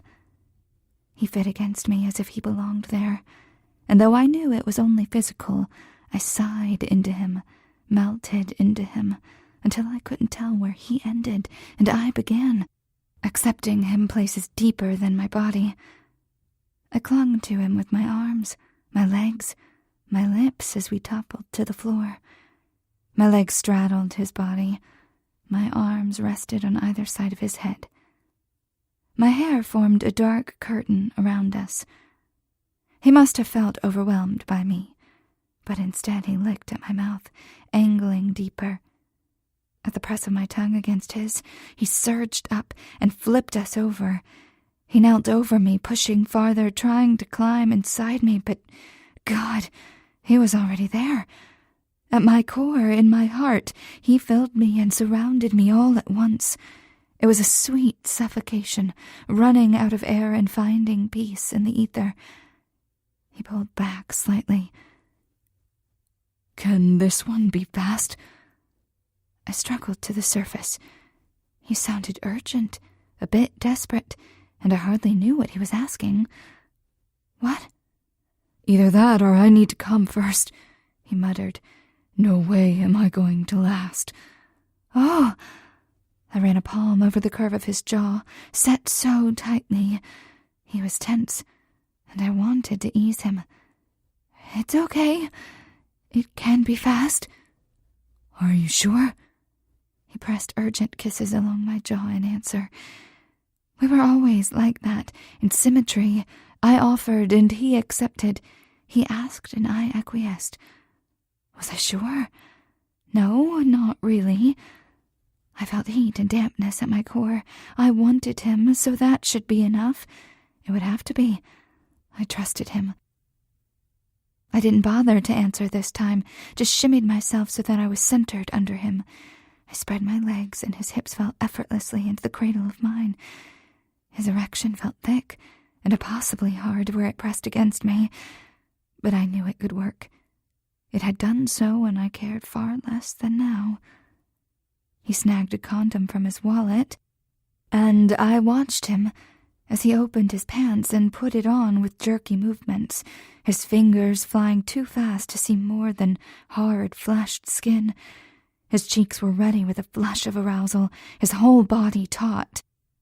I recognized the look from the first day in the car, moving slowly, rigid, a man in pain, touching himself gingerly, wincing as my helpful fingers rolled it down his length.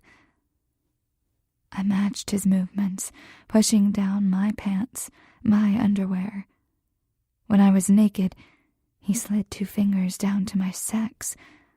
I had expected roughness from his earlier blunt movements, but this was soft, probing. "You're so wet," he said, slipping one inside. "Just like you said, slippery smooth. Jesus, are you ready?" The question circled above me, not landing. Ready? Ready? Was I ready? How? I had already agreed to fast, to sex. "Yes," I murmured. "Now." Like pulling up the floodgates, he was on me, pushing a broad head inside me, nudging farther, deeper, until I felt a burn. It surprised me after so much pleasure, and I let out a small cry before my lips closed around it. He froze. "Oh, shit, you're tight." He was worried about hurting me, because he was. My inner muscles rippled around him, struggling to adjust. "I'm fine." "You don't sound fine," he said, strained. My eyes clenched tight. It wasn't an impossible pain, nothing I couldn't handle. 100 pirouette reps hurt worse than this, and I did that every day. "Please, just continue." "Continue?" His lust-stained eyes were incredulous, almost angry. "Fuck." He pressed a heavy hand to my hip and started to draw away. Wait. It had taken us so long to get here. If he left me now, would we ever find our way back? I wanted to please him. I wanted to trust. Instinctively, I pulled him closer. "No, don't move." He ground out, rocks against concrete, filling the air with dust. And I was losing him. Already lost. A sense of sorrow drowned out the pinch of my body. "Oh, Drew," I sighed, which turned out to be the wrong thing to say because his face contorted in agony at the sound. He jerked himself back. "Oh, shit." His cock sprang from me, and I gasped at the loss of pressure. His free hand flew to his cock, quick strokes, 1, 2, and then he froze. Groaning, he came into the latex, hunched over me, outside of me, and I turned my face away from the gorgeous, lonely sight of his rapture. Falling onto the floor beside me, he panted for a moment, his eyes closed. I lay still, unsure of myself. I wasn't sure where I'd gone wrong, what I had done to ruin it. He turned to look at me. "You want to tell me what the hell just happened?" I had never seen him so agitated, and yet I wasn't afraid of him, afraid of losing him, maybe, but I knew he wouldn't hurt me even if he were furious. He seemed more frustrated, more confused, even though that should have been my role. "I'm sorry, I thought you wanted to keep going," I said lamely. He pulled away, and I tried to keep him. I'd said his name. That had set him off, I realized, with a surety that pleased me, even if he didn't seem happy about it. At least I'd made him come. He sat up, and despite my worry in that moment, I admired the curve of his long back, the bunch of his abs, and the soft crinkle of hair that drew shapes over his skin.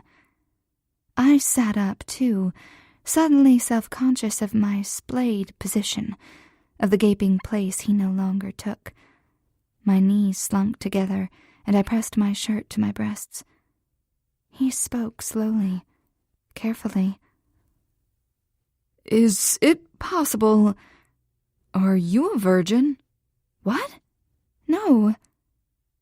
"Okay." Relief passed fleetingly across his face. "Because I thought for a minute there... I mean, I haven't had a lot of sex or anything. It's just been a while." Suspicion crept into his eyes. "How long?" I'm not sure exactly. 10 years or something." He swore. "You didn't think to mention that to me before we started?" "I figured it was like riding a bike." Yeah, well, it's been about 10 years since I've ridden a bike, and I wouldn't be surprised if I fell off. This had felt a little like falling. Point taken. 10 years ago would make you a teenager. Speculation lilted his voice. Wheels were turning in his head, making short work of my story. A boring way to pass the time. I could have told him. I shrugged. I had a high school boyfriend, so sue me. I already despise him, which I would already do because you're mine now, and it's basically written in the code of honor somewhere, but especially because he seems like a real idiot, judging by my idiocy, I said helpfully. He sent me a dark look. Men don't continue if it's hurting you. He paused. Some of the clouds in his face dissipated, giving way to concern so stark it hurt to see. You know that, right? Of course I know that. No one hurt me. But something inside me kicked in its cage, clamoring to be free. There was a reason I had no idea what I was doing, a reason I'd never wanted to learn before now. His expression was skeptical. He didn't, okay? I'm telling you the truth. I agreed to everything. He turned away. You don't have to tell me what happened, or anything at all. You don't owe me that. But I want to. You think I messed up. Everyone thinks I'm messed up just because I had an abusive dad and lived in a group home. Well, let me tell you something. Dad didn't much care about me, and neither did the people at the home. They didn't mess me up because they weren't around to do it. Rose. He looked pained, and I wanted to apologize for that, but the words were tumbling out of me, spilling over. He was my boyfriend, just a stupid 16-year-old like me. We were fooling around behind the gym. No big deal, right? It's nothing. He reached for me then, pulling me into his arms and surrounding me in heat. It should have been awkward, body parts bared and still damp, but he held me too tight to care about any of that. He hugged me as if I were coming apart and he could keep me together. He held me as if he needed to. My words were muffled against his chest now, and I wasn't sure he could even understand them, though maybe it was better that way. I wasn't saying them for him to hear. I was saying them to myself, finally acknowledging that it mattered. I agreed to go back there with him, knowing what would happen. I agreed to have sex with him, and then we did. Then my boyfriend said his friend was right there keeping watch, and he would tell everyone what I'd done if I didn't. I didn't want Philip to find out.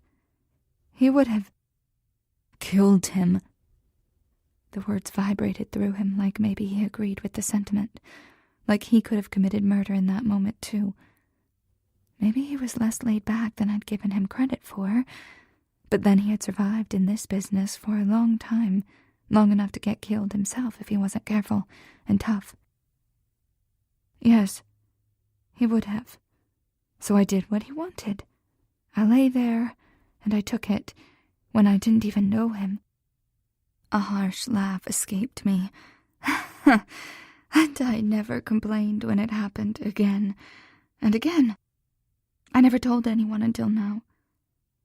You have to understand, in the school I went to, that was normal, and everyone there was tough as nails.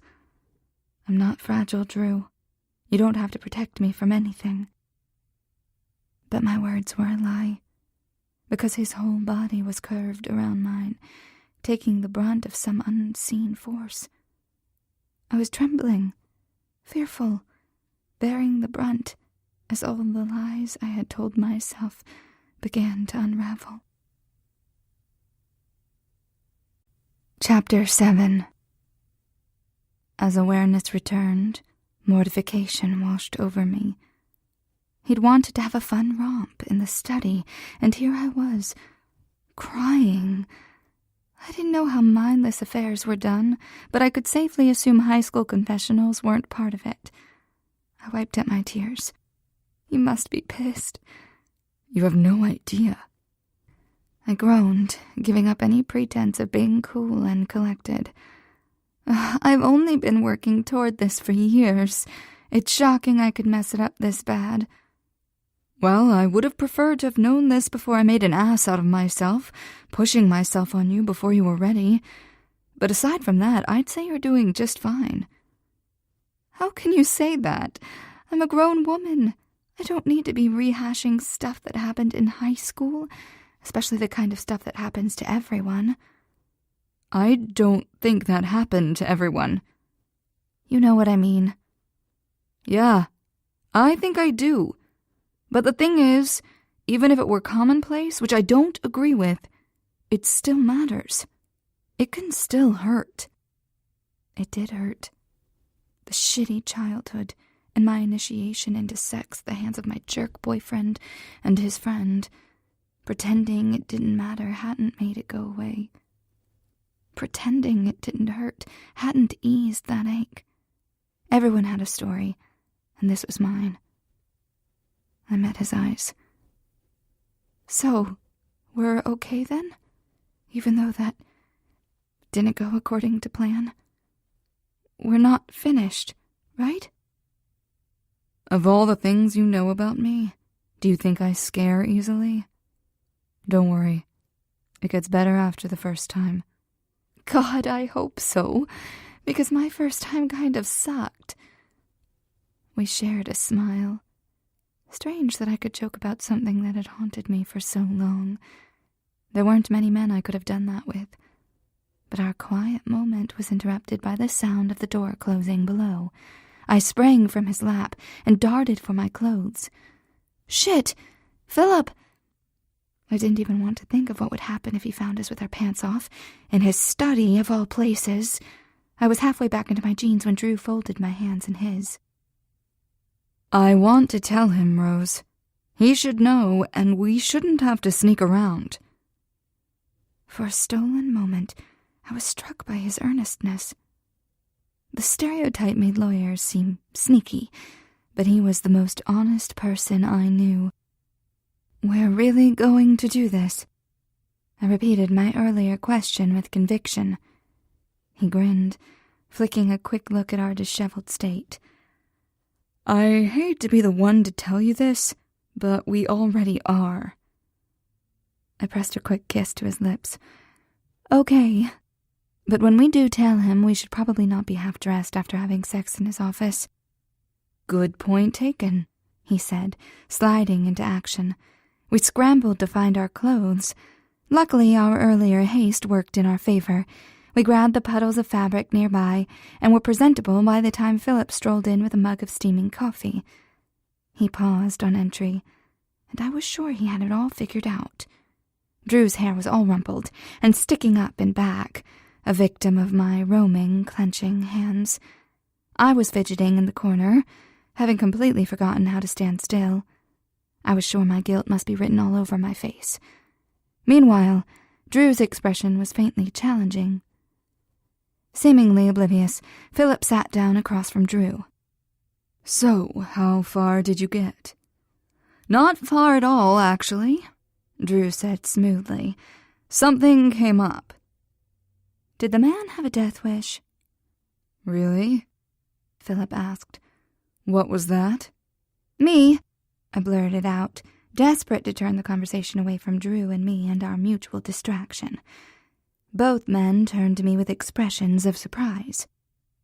I was asking for his help with legal structures for small businesses. They stared. I took a deep breath. I'm sorry I didn't tell you sooner, Philip, but I wasn't sure how you would react. I want to open my own dance studio. It's been a dream of mine for a long time, and I found the perfect place to lease. A dance studio?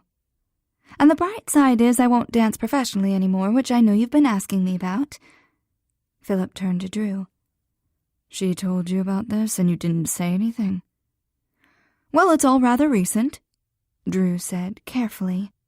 We've been discussing the ramifications of her branching out. I took it back. The man could be sneaky. Philip turned back to me. I don't understand why you didn't tell me. I would have supported you opening a studio, especially if it meant you didn't hurt your knees as much. Right. Well, I've also been thinking it's time for me to move out. He scowled. I don't see why that's necessary. I know you don't. I sighed. Should I even point out that Colin was living on his own when he was 17? No, I didn't agree with that either. But it's totally different besides. Because I'm a woman. Because you're my sister and I have a lot of enemies. I softened, knowing he was only trying to protect me. That was what he told Drew all those years ago, and I knew he still thought that way, that his job was to keep his family safe at all costs. I'll be careful, Philip, but I can't stay here forever. You know I can't. Is this because of... He looked at Drew. Drew opened his mouth, and I realized how much worse it would be if he spilled the beans now. Now, when Philip would surely attribute my desire to open a studio and move out to my desire for Drew.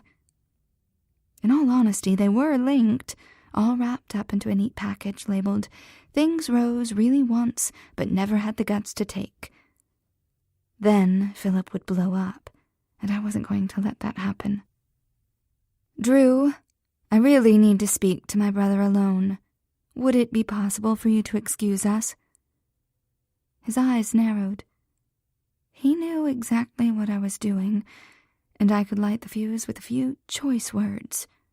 But he was too good for that, too respectful. Something that I found a real turn-on, considering the low lives I'd met in my past. Okay. He shuffled the papers together from the coffee table. I'll work on these at home. Philip and he discussed their plans briefly before Drew left. His last look at me was a concession. Fine, we'll do it your way, for now.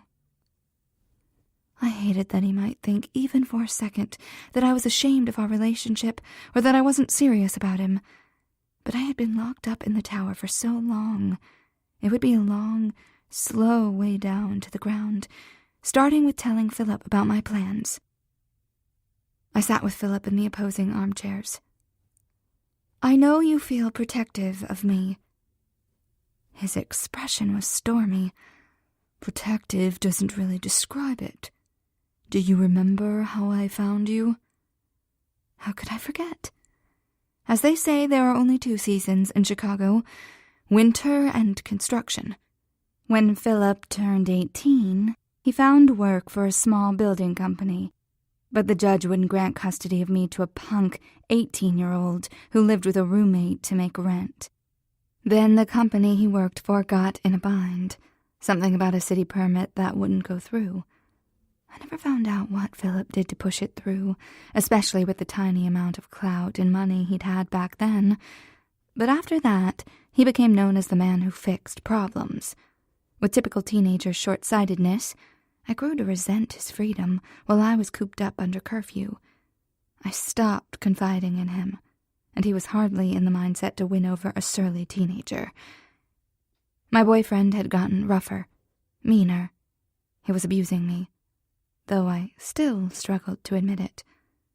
When Philip had shown up at the group home for a visit, I hadn't been there in days. He went looking for me and found me passed out in my boyfriend's bed from alcohol or drugs or whatever else.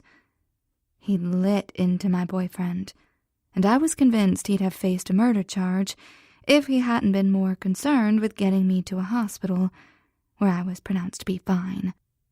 "She's lucky," the doctor had said. "Well," I forced a smile, "everything worked out for the best?" Philip snorted. Too fucking late, in my opinion. Guilt had been written all over the judge's face when Philip had applied for custody again. He had an apartment in a better part of the city by then, but we all knew it was because of that incident that the judge had awarded custody to him. And living with him, where he had sheltered me from the harsher side of life all these years, was the best thing that could have happened to me. I'd been protected, allowed to heal and flourish without any pressure at all. Dancing had been a way to express myself and take back control of my body. This was the next step. I'm grateful you were there for me. I'll always love you for that. But it's time for me to leave. There was a long pause while he stared into the empty fire grate. I know.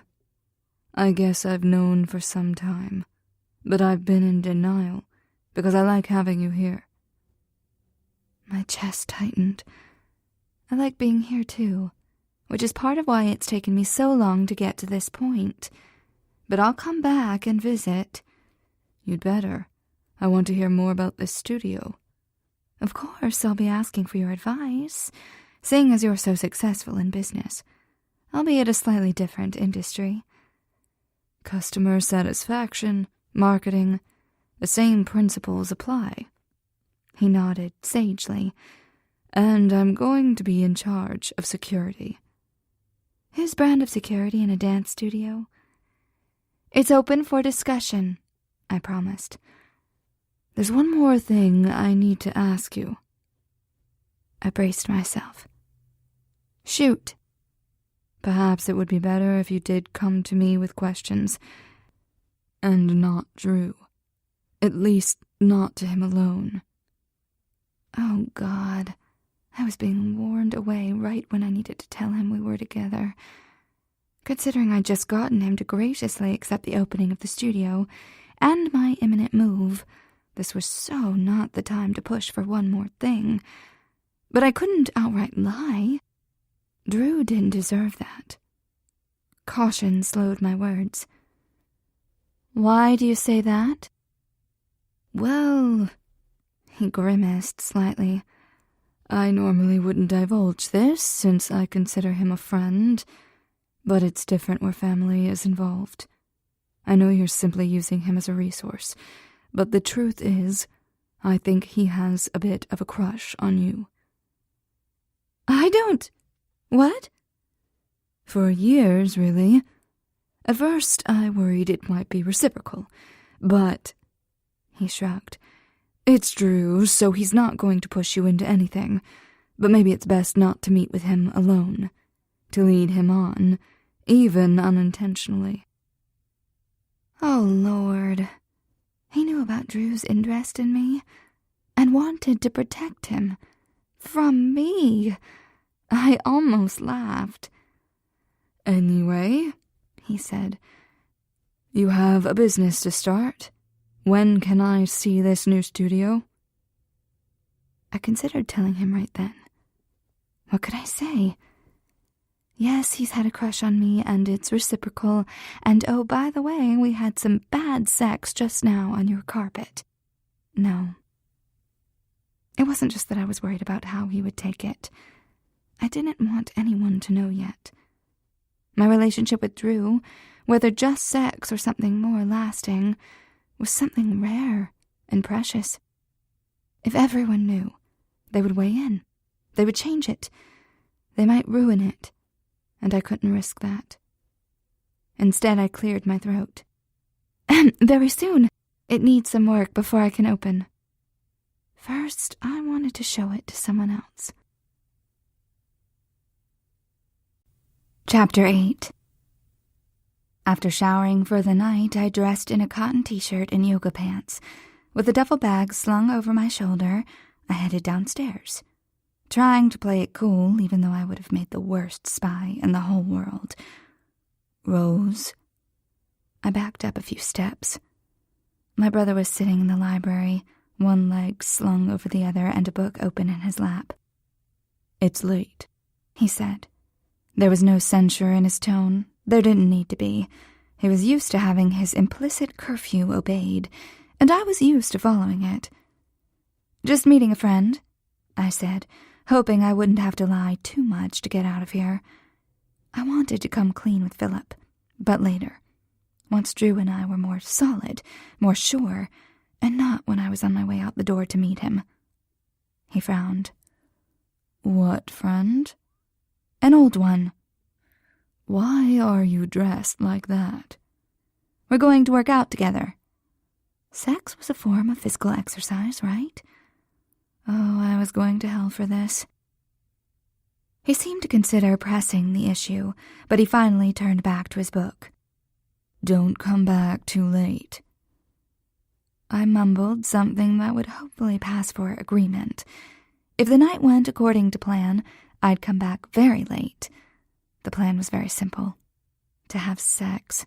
Real, regular sex, where something of his got inserted into something of mine. Dancing around the issue had been fun, but every ballet needed a climax. My ballet studio slumbered in the shadows as I drove past. Drew's condo was only a couple turns away, which was a lovely accident. A complete coincidence, or had I once heard that he lived near Lincoln Park? Was that why this studio had seemed so enticing? But no, it was perfect all on its own. This was plain old good luck. Serendipity to sweeten the pot. Parking was dicey in this whole neighborhood, so I ended up across the street and 1 block away. The hems of my yoga pants grew soggy as I hurried along the sidewalk, but what really mattered was underneath. The doorman smiled when I told him my name. He'd been expecting me, he said. I rode the elevator to the 9th floor. Drew grinned as he opened the door. Hey, you? Hey, back. You gonna let me in? His grin remained steady. Definitely. Just savoring the moment.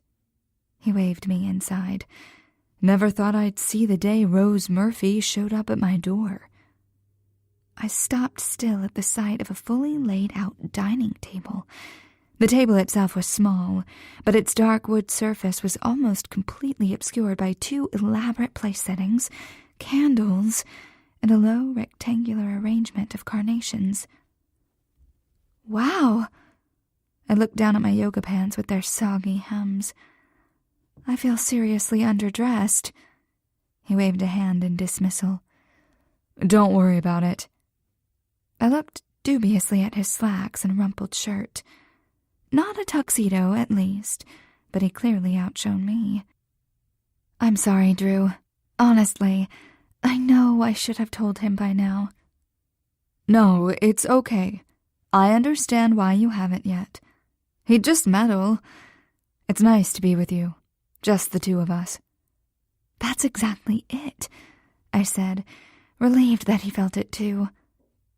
The sad truth was that if he were looking for a woman with sophistication and charm, that wasn't me.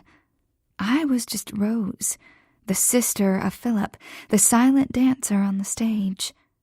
I still wasn't sure what he'd found in me of value, but I had enough faith in him to know he had. With him I was worth more than how I looked or whose blood I shared. Drew, I said, I'm not that hungry. God, me neither. His expression made the words a lie. He looked hungry, starving, dying for a sip, and I felt it too. Ragged inside, empty, waiting for something to fill me up. And there was the hallway. His bedroom was only 10 feet away. All I needed was courage. I have something to show you, but maybe more private. I laughed a little at myself. Somewhere a little darker than this. I'm not sure I'm ready for a lit room yet. He didn't laugh. His face was somber, the lines of his face traced in charcoal shadow. His eyes, though, they were full of compassion, brimming with gratitude. Trust me and I'll never fail you, they promised, while my heart beat with my answer. He'd always been asking, I realized, with those sexy, soulful eyes, but he'd only moved forward when the answer had changed to yes. He took my hand and led me down the hallway. In his bedroom, he clicked on the bathroom light, lending a glow to the room, enough to see by as I stood in the middle, enough to show him as I towed off my sneakers and pushed down my pants. Years of professional dance training, but I lacked grace completely. I must have made the strangest striptease, yanking off my dumpy clothes. Hopefully the endgame would be worth it. I stood still and allowed him to inspect me. Black lace pushed my breasts together, creating cleavage I was usually too small for. The sheer fabric of my thong rubbed against my smooth skin. The light rained down on me while he stood in the shade, his expression obscure. "Is this okay?" My voice sounded anxious. "Oh, Jesus," he said roughly. "Are you asking me that?" I laughed shortly. "I guess so." "I just need to... No. I need to stand here until I can touch you without falling all over you, and I need to make it good this time." "I liked it before," I said softly. I liked watching him enjoy himself. I only wished he'd finished inside me. I wanted to hear him groan while his weight hovered over me, while his head hung beside mine, while our muscles strained together in a timeless dance. On the bed. I climbed onto the dark blue bedspread and glanced back at him. He groaned, then he stalked toward me, shedding his clothes as he came. He left his briefs on this time. I glanced down and then up, a question in my eyes. A brief shake of the head. No, not yet. His hand started at my ankle, skimming the outside. Almost innocent, that touch. Wondering and kind. He felt higher, along my thigh. His hand skipped lightly over the scrap of thong at my hip, like a pebble over the water's surface. I shivered as his hand skated over my side and ended below my breasts. Our eyes met. In his, I saw a battle being waged, control and wildness, gentleness and relief. "Take me," I whispered, trusting him to understand. "Do what you will. Make me feel." He transformed in front of me, a killing blow for whatever chivalry might have fought. His fist wrapped around my ankle, tugging me closer to the edge. The other hand spread me wide. I knew, without being able to see, that the black fabric did little to cover me, especially now that it was wet. "I should kiss you first," he said, his voice like gravel. I licked my lips in anticipation. At the same time, my hips lifted slightly off the bed. His eyes flickered with heat. "Later. First, I need to do this." He bent his head and pressed a kiss to the top of my mound. Chaste and sweet, yet my sex clenched, begging to be filled. He tugged the thong aside and slid his tongue between the slippery lips of my sex. I gasped at the warm contact, letting my head fall back. His tongue worked on me, speaking silent, dirty words and painting their portraits in my head. He lashed at my clit until I cried out. Then he delved lower and deeper, teasing me until I cried out again, this time in frustration. He replaced his mouth with fingers, then slipping them inside me while his tongue curled around my clit. "Oh, God! Oh, please! I need..." "What do you need?" he murmured. I need you to..." But that was enough. He cut off my words with a well-placed flick. My body clenched up tight, my legs locking straight, my hands clinging to the bedspread as if it could moor me. The orgasm was a soft and pleasant relief, like a warm summer's rain on my naked, upturned skin. He wasn't satisfied. His tongue continued at almost the same rhythm, the same urgent intensity, and my body was too willing to follow. My hips rocked against his mouth, obeying his tune, no longer my own. I was reduced to nothing but moans and sighs, the climb of my arousal and the clench as he withheld. Then his fingers found a place inside me, one that made my back arch up and a high cry fall from my lips. I came again, harder this time and sweeter. "Almost there," he promised. Oh, God, I'd die before he got there, wherever that was. But he wasn't asking for permission. The cautious, solicitous Drew had been left behind at the beautifully arranged table with its candles and flowers. This was the rest of him, feral and insatiable. He licked and sucked at me like he was desperate for every drop of me. I wasn't even sure he was aware of my pleasure in this, except that I felt my climax grow again, impossibly again. My thighs shook with the strain, my vision went fuzzy. I sobbed something, his name, a plea. And then I felt wetness flow over his fingers and bed as I came again. My sex was still throbbing with the echoes of my orgasm as he quickly rolled on a condom. "Hands on the bed," he said. At the sternness of his tone, I put my hands at my side. He softened, but only slightly. "Another time, you can have free rein. Tie me to the bed and do what you want to me, but I need to do this right. Need to feel you coming around my cock. Need to feel you wet and hot against my balls. Do you understand what I'm saying?" My lips were parted, in surprise, in desire. I clenched my hands in the bedspread. He wanted me to stay still and take it. He wanted permission to well and truly fuck me. I met his gaze. "Please," I said. He was on top of me, inside me. I gasped at the fullness, but there wasn't even time to be properly shocked. He pounded into me so hard I was forced to relinquish my anchor and hold onto him instead. I grasped his shoulders and he rewarded me with a groan. His body slammed against mine, both cruel and entirely generous. His harsh breaths were a beautiful music in my ear, an aria I could listen to all night if he would play it for me. But he was more thoughtful than I'd given him credit for, more talented, too.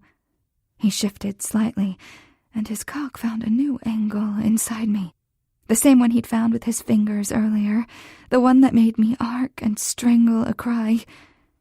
He sought out my mouth with his, fusing our lips together while our bodies dueled in a sensual violence below. The tension inside me built.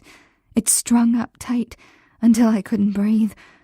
"Fuck, yes," he groaned. "Come on me. Let me feel it."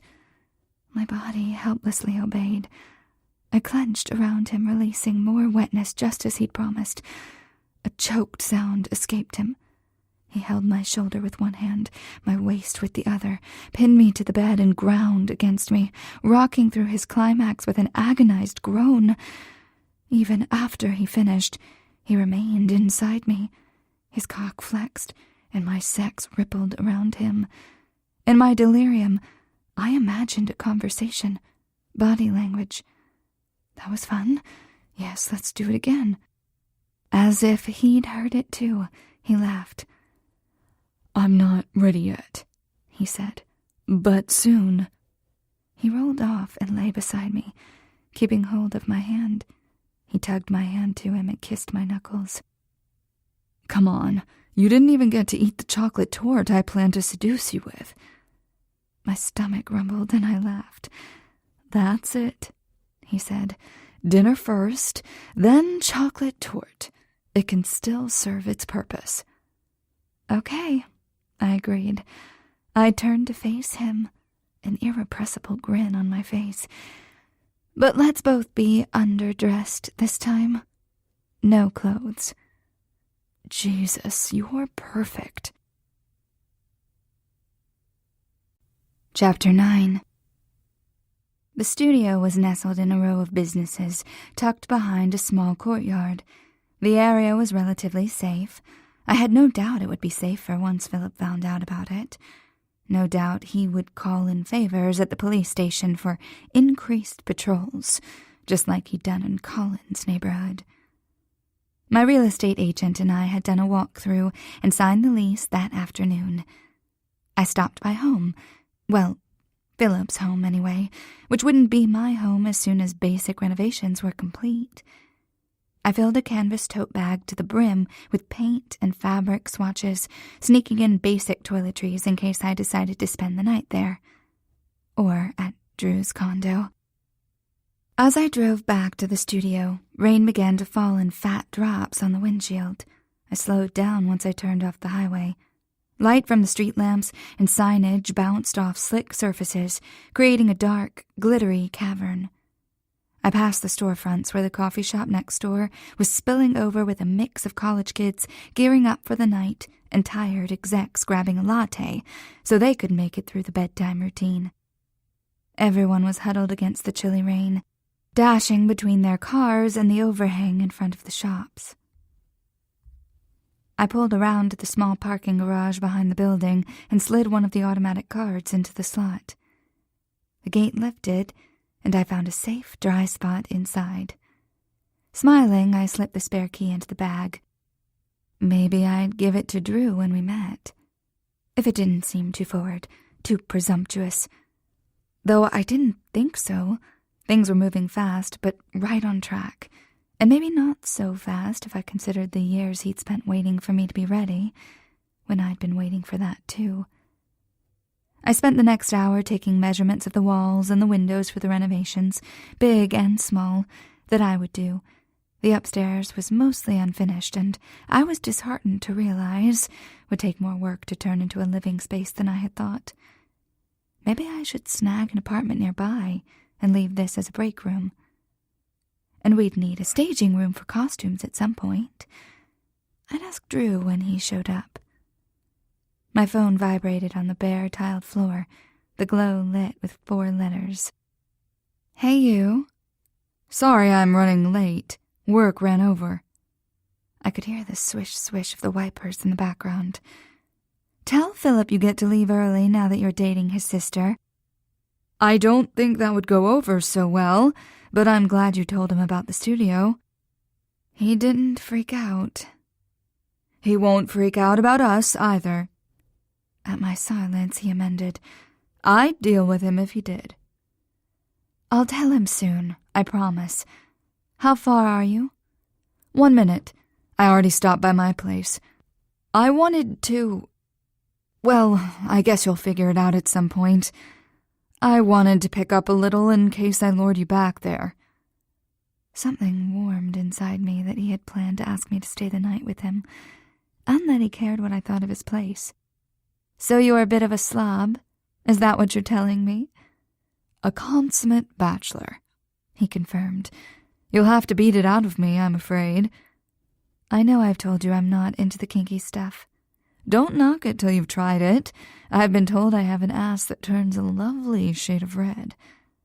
I laughed, blushing until I was sure my cheeks were a similar color.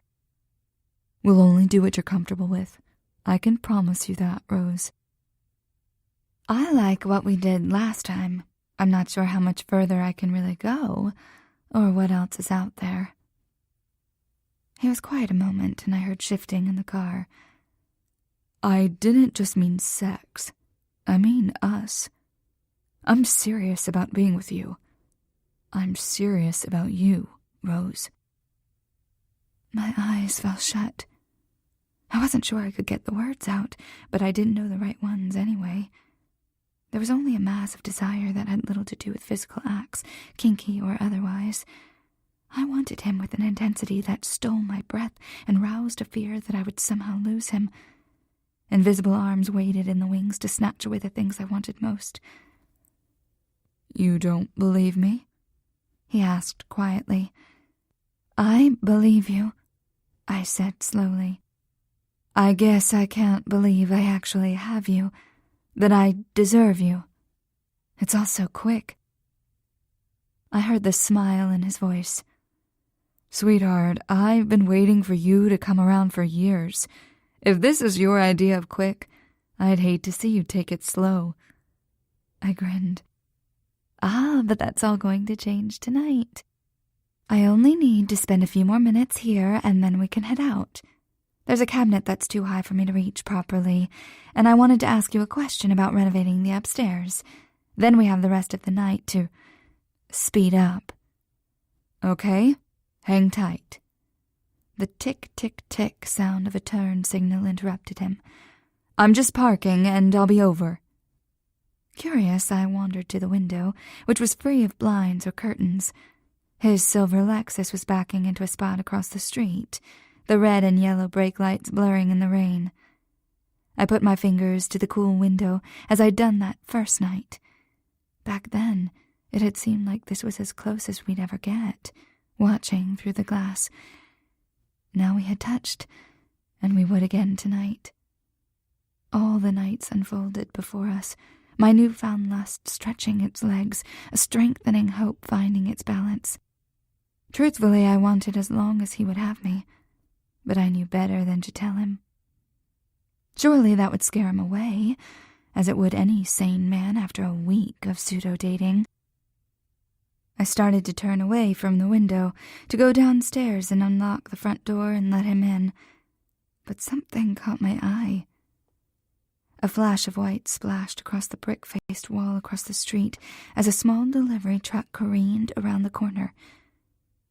It was too slippery for him to stop. He wouldn't stop. I could see it happening. I shouted, but my words were caught by the glass and the storm. Drew crossed the street with his head down, just a blur of black suit jacket and pale, vulnerable flesh. In a blur of white metal, he was lying in the street. I flew down the stairs, hurtled across the street, and held him, crying for him. "Is he okay?" they asked me, milling around, taking up all the air. "I don't know. Of course not. He can't be okay after being hit like that. Oh, God! Oh, God! I don't know." His eyes were closed, the side of his white shirt stained black, but he was breathing. Faintly. Barely. I pressed my ear right to his chest and clung there. And then a person was telling me, "They're sending an ambulance." Thank God. Bless you. Oh, God. Chapter 10. The world was unnaturally quiet, as if someone had turned the volume down. I could still answer the cops' questions. I could hear the nurse tell me no, they couldn't share information with me. But it all came through a misty white haze. I huddled on a wooden chair, staring blankly at a late-night talk show on the small TV. There was a cup of lukewarm coffee in my hands, though I couldn't say where I'd gotten it. If only he pulled through. If only. If only. I prayed to a God I was sure had turned his back on me a long time ago. In the end, I knew it would come down to a handful of luck, a toss of the die that would decide our fates. Easier to believe that than to blame myself. I couldn't help but wonder if I should have prevented this. He was coming to see me, after all. If I hadn't invited him over, if I'd never stripped for him at my window, then I would be trapped in my tower, but he would be safe. Though I hadn't examined every possible outcome, my fear had been consuming and damned certain. Break free and something bad will happen. I just thought it would happen to me instead. And now I wished it had. People came and went through the waiting room as if they were on a subway. Come sit down, wait a while, then get up and leave. But I never left. Barely ever moved, just went round and round the tracks, a dry and rattling husk. Jarring footsteps clicked down the hall toward me, and Philip rounded the corner. "Jesus, are you okay?" Everyone kept asking that. I wasn't even sure what okay felt like at the moment. Luckily, Philip was a force of nature. He didn't require my input to whip through the hospital wing and tear their official privacy procedures apart with his money and his threats. In 15 minutes, we had a doctor standing outside the doors telling us that Drew had come out of surgery in stable condition, that he would likely make a full recovery, that he was a lucky man. Those were his words. He's a lucky man. I sagged with relief, even while my empty stomach heaved. Only Philip's arm around my waist kept me from sinking to the blue speckled floor. Philip thanked the doctor and asked about visitation. When he woke up, and even then it would be severely restricted. 1 person at a time, 30 minutes each. When the doctor left, Philip pulled me into a wonderfully painful hug. Tears sprang to my eyes.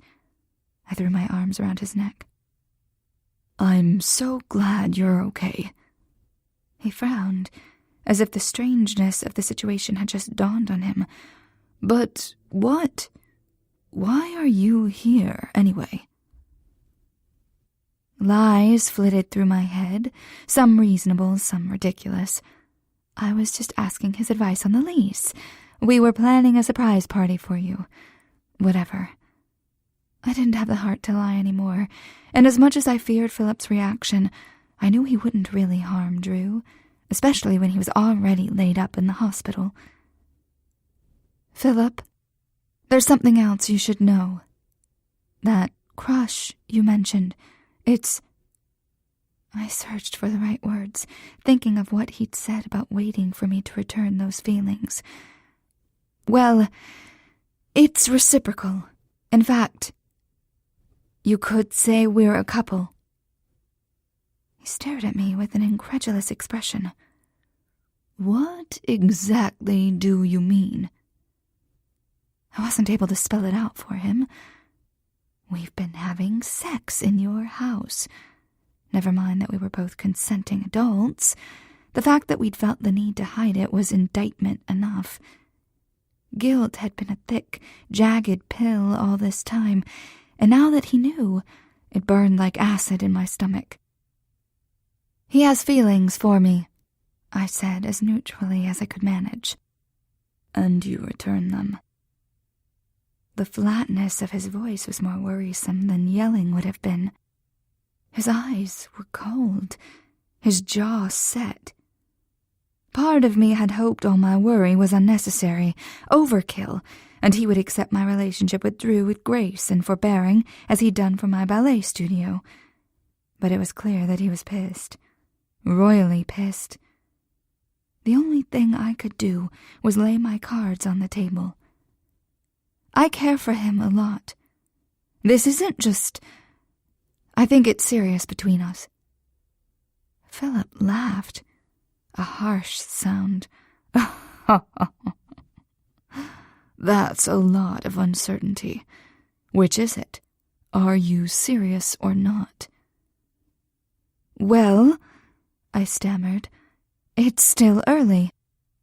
"Right, early. And what the hell am I supposed to do if things don't work out?" I blinked. How would it affect me if my sister breaks the heart of the man who's indispensable to my work? What am I going to do if he suddenly quits? This is the business that keeps us all strong, all safe. And you're risking it for a fling you aren't even sure about? "No, I'm sure about it. About him." He made a disbelieving sound. "Hundreds of other men in the world. And you had to pick him. I knew you would date eventually. I wasn't thrilled with the idea, but it was inevitable. But him? He's the one man who's off limits to you." The subtext sounded more like, "You can't have him. He is mine." I half expected him to pee on Drew just to mark his territory. Anger bubbled up in me, a welcome respite from the hurt I felt. "That's not up to you to decide. You don't own him, where you can decide who he dates. And for that matter, you don't own me." Ruthless calculation filled his eyes. "Are you sure about that?" he asked quietly. The words dropped like lead. Was this what we had come to? I have my savings. I don't need your money or your protection anymore. But he does. I can ruin him, make it so he's run out of the city. No one will hire him. I glared at my brother. Drew's job was everything to him. The long hours he spent, the years of loyal service proved it was far more than a paycheck to him. His story about how he'd come to work for my brother had been a turning point for him. Would he leave it for me? Could I ask him to? By the smug look on Philip's face, he knew exactly where his words had hit. It doesn't matter, I said, though the words sounded desperate to my own ears. I wish you were okay with this, but we don't need your blessing. You won't change my mind, and you won't change his. He leaned in. I've been indulgent with you, so you may have forgotten something. I don't lose. Searching his gaze, I found cold determination where there was usually warmth. I don't understand why this makes you so upset. Why can't you just be happy for us? You left my house when I said you could. He's done working for me when I say so. I run things, Rose. I control things. I keep you and Colin safe by doing so, and that's not going to change until I'm dead. Sadness welled up inside me. He was so caught up in building an empire, he didn't realize it was already too big, overpowering, leaving no room for something as simple as happiness. I shook my head. Maybe you can live that way, but I can't, and Drew shouldn't have to. Philip was right about one thing. He had controlled me. From the moment he took custody of me, he told me what to do, and I did it. He also took care of me, protected me, and for that I would always be grateful. But I couldn't go on this way. I had always been half a woman. With Drew, I was whole. For a moment we said nothing, trapped by our frustration and fear for Drew in a tense stalemate. Finally, Philip offered curtly, I'll call you a cab. You should get some rest. I can't leave him. Philip scowled.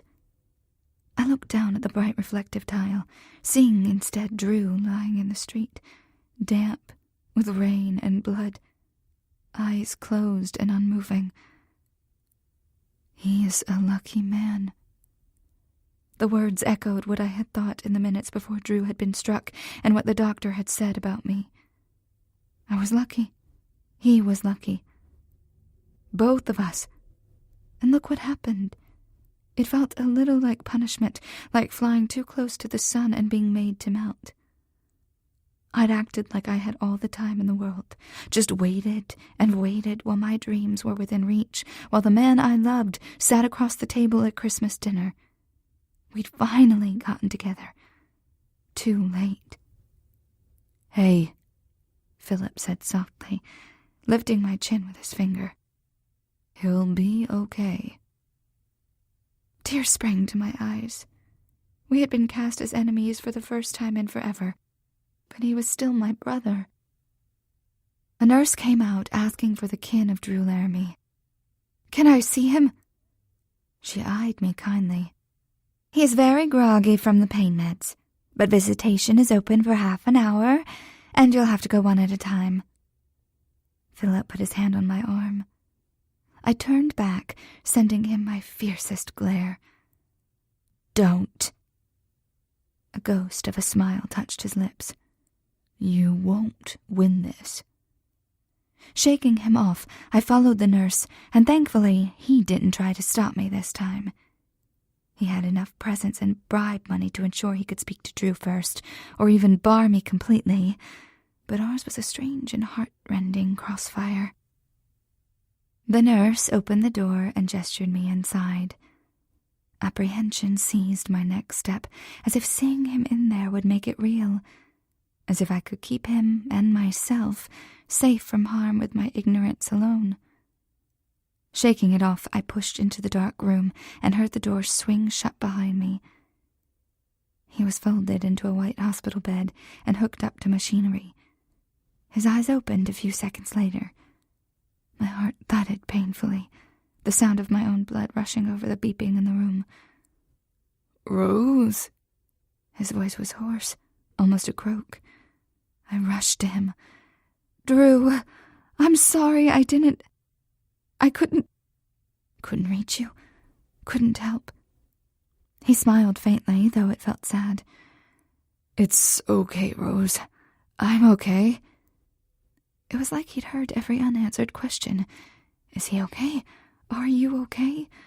And he answered with more than his words, with the sharp glint of intelligence and humor in his bruised eyes, with the steady rise and fall of the white knit blanket over his chest.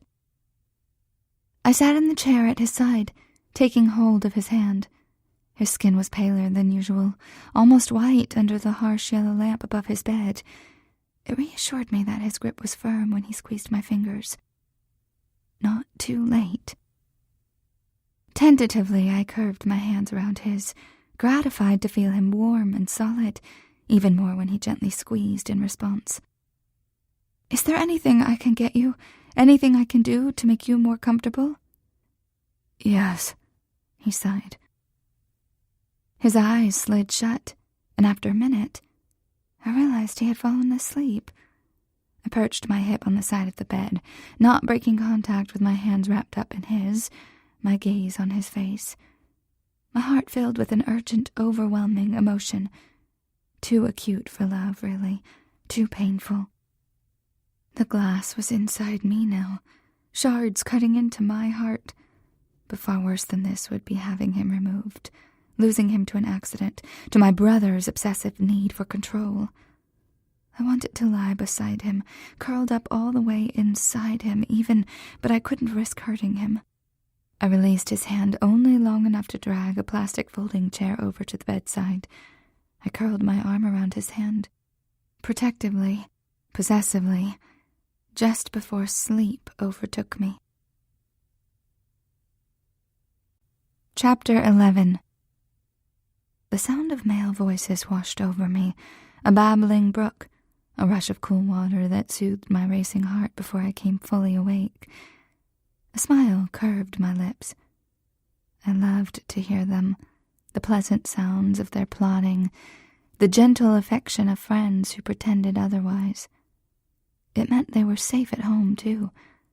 I worried whenever they were gone, afraid of unseen enemies. Although I didn't know why I had fallen asleep near them. That was strange. I didn't even know where in the house we were, considering my face was smashed against something stiff and crinkly that smelled of rubbing alcohol. Groggily, I pushed myself up, wincing at the ache in my knees. I rubbed the sleep from my eyes, frowning at the sight in front of me. Drew's beautiful skin swathed in white sheets and blue-patterned fabric. My brother standing on the opposite side of the bed, looking pissed as hell. The crash. The hospital. I remembered now. It came back to me in a sudden breathless rush.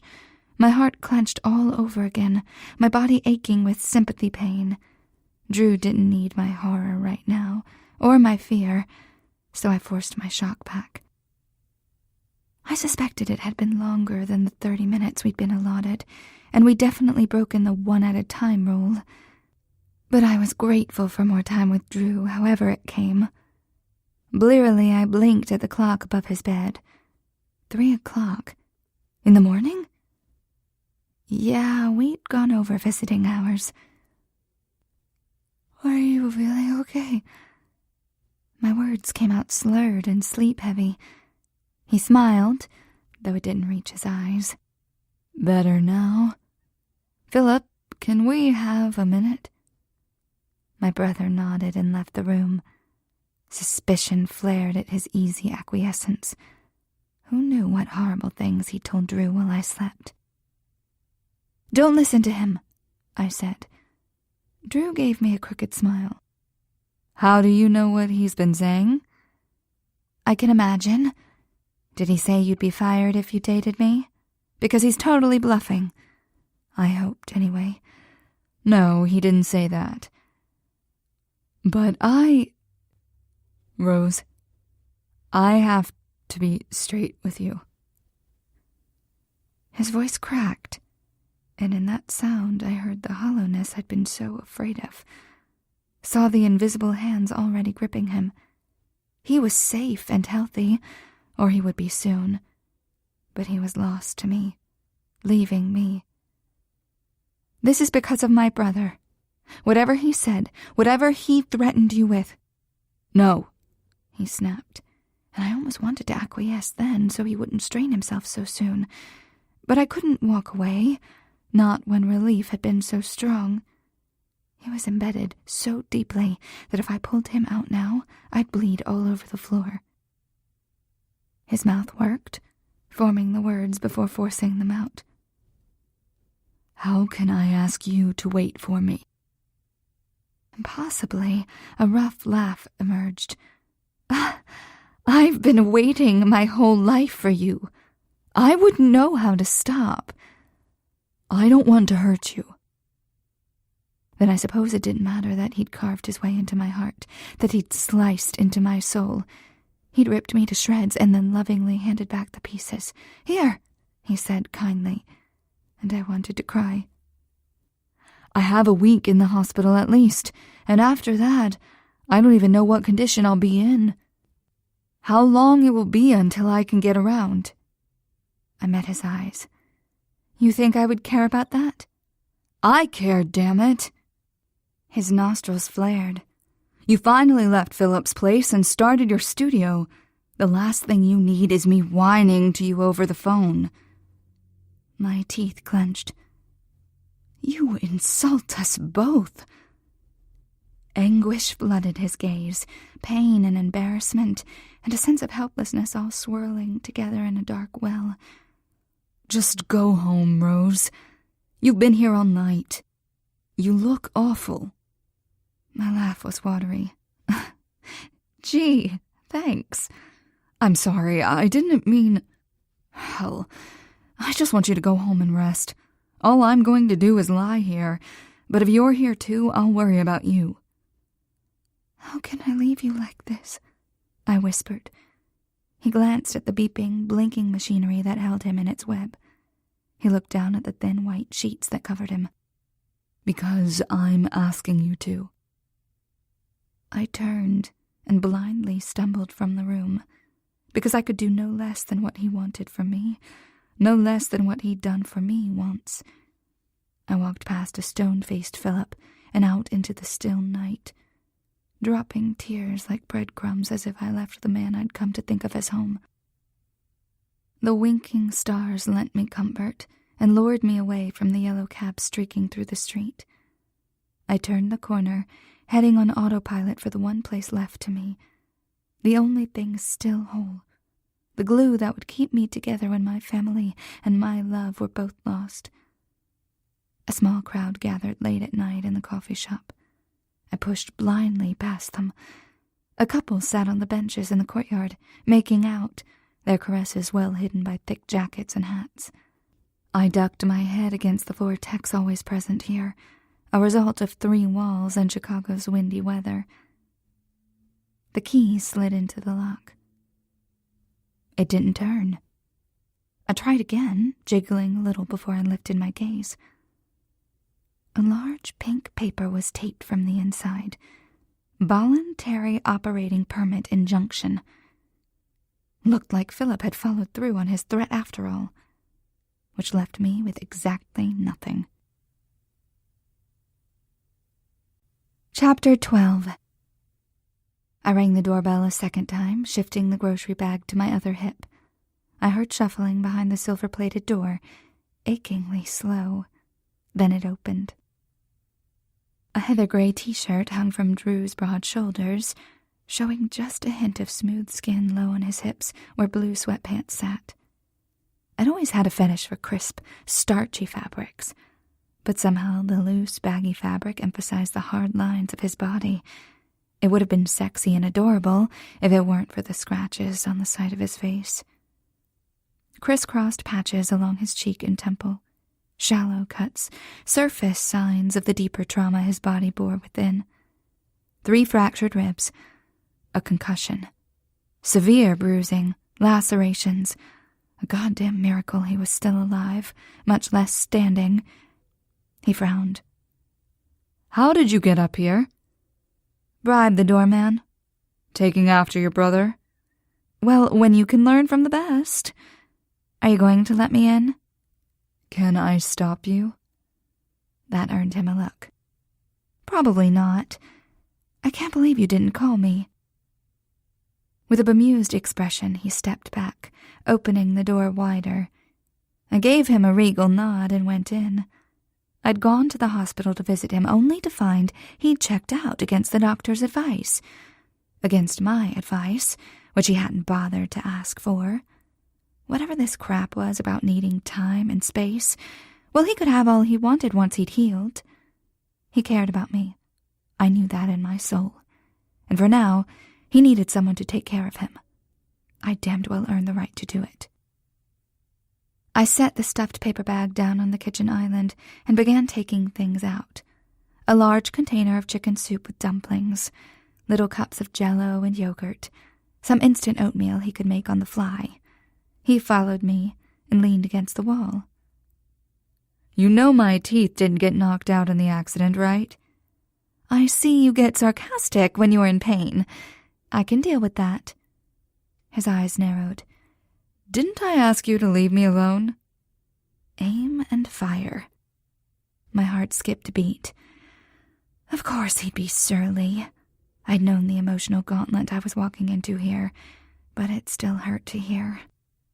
And I did, I said evenly. But that doesn't mean I'm going to let you starve, unless you have some other ex who's going to make you dinner.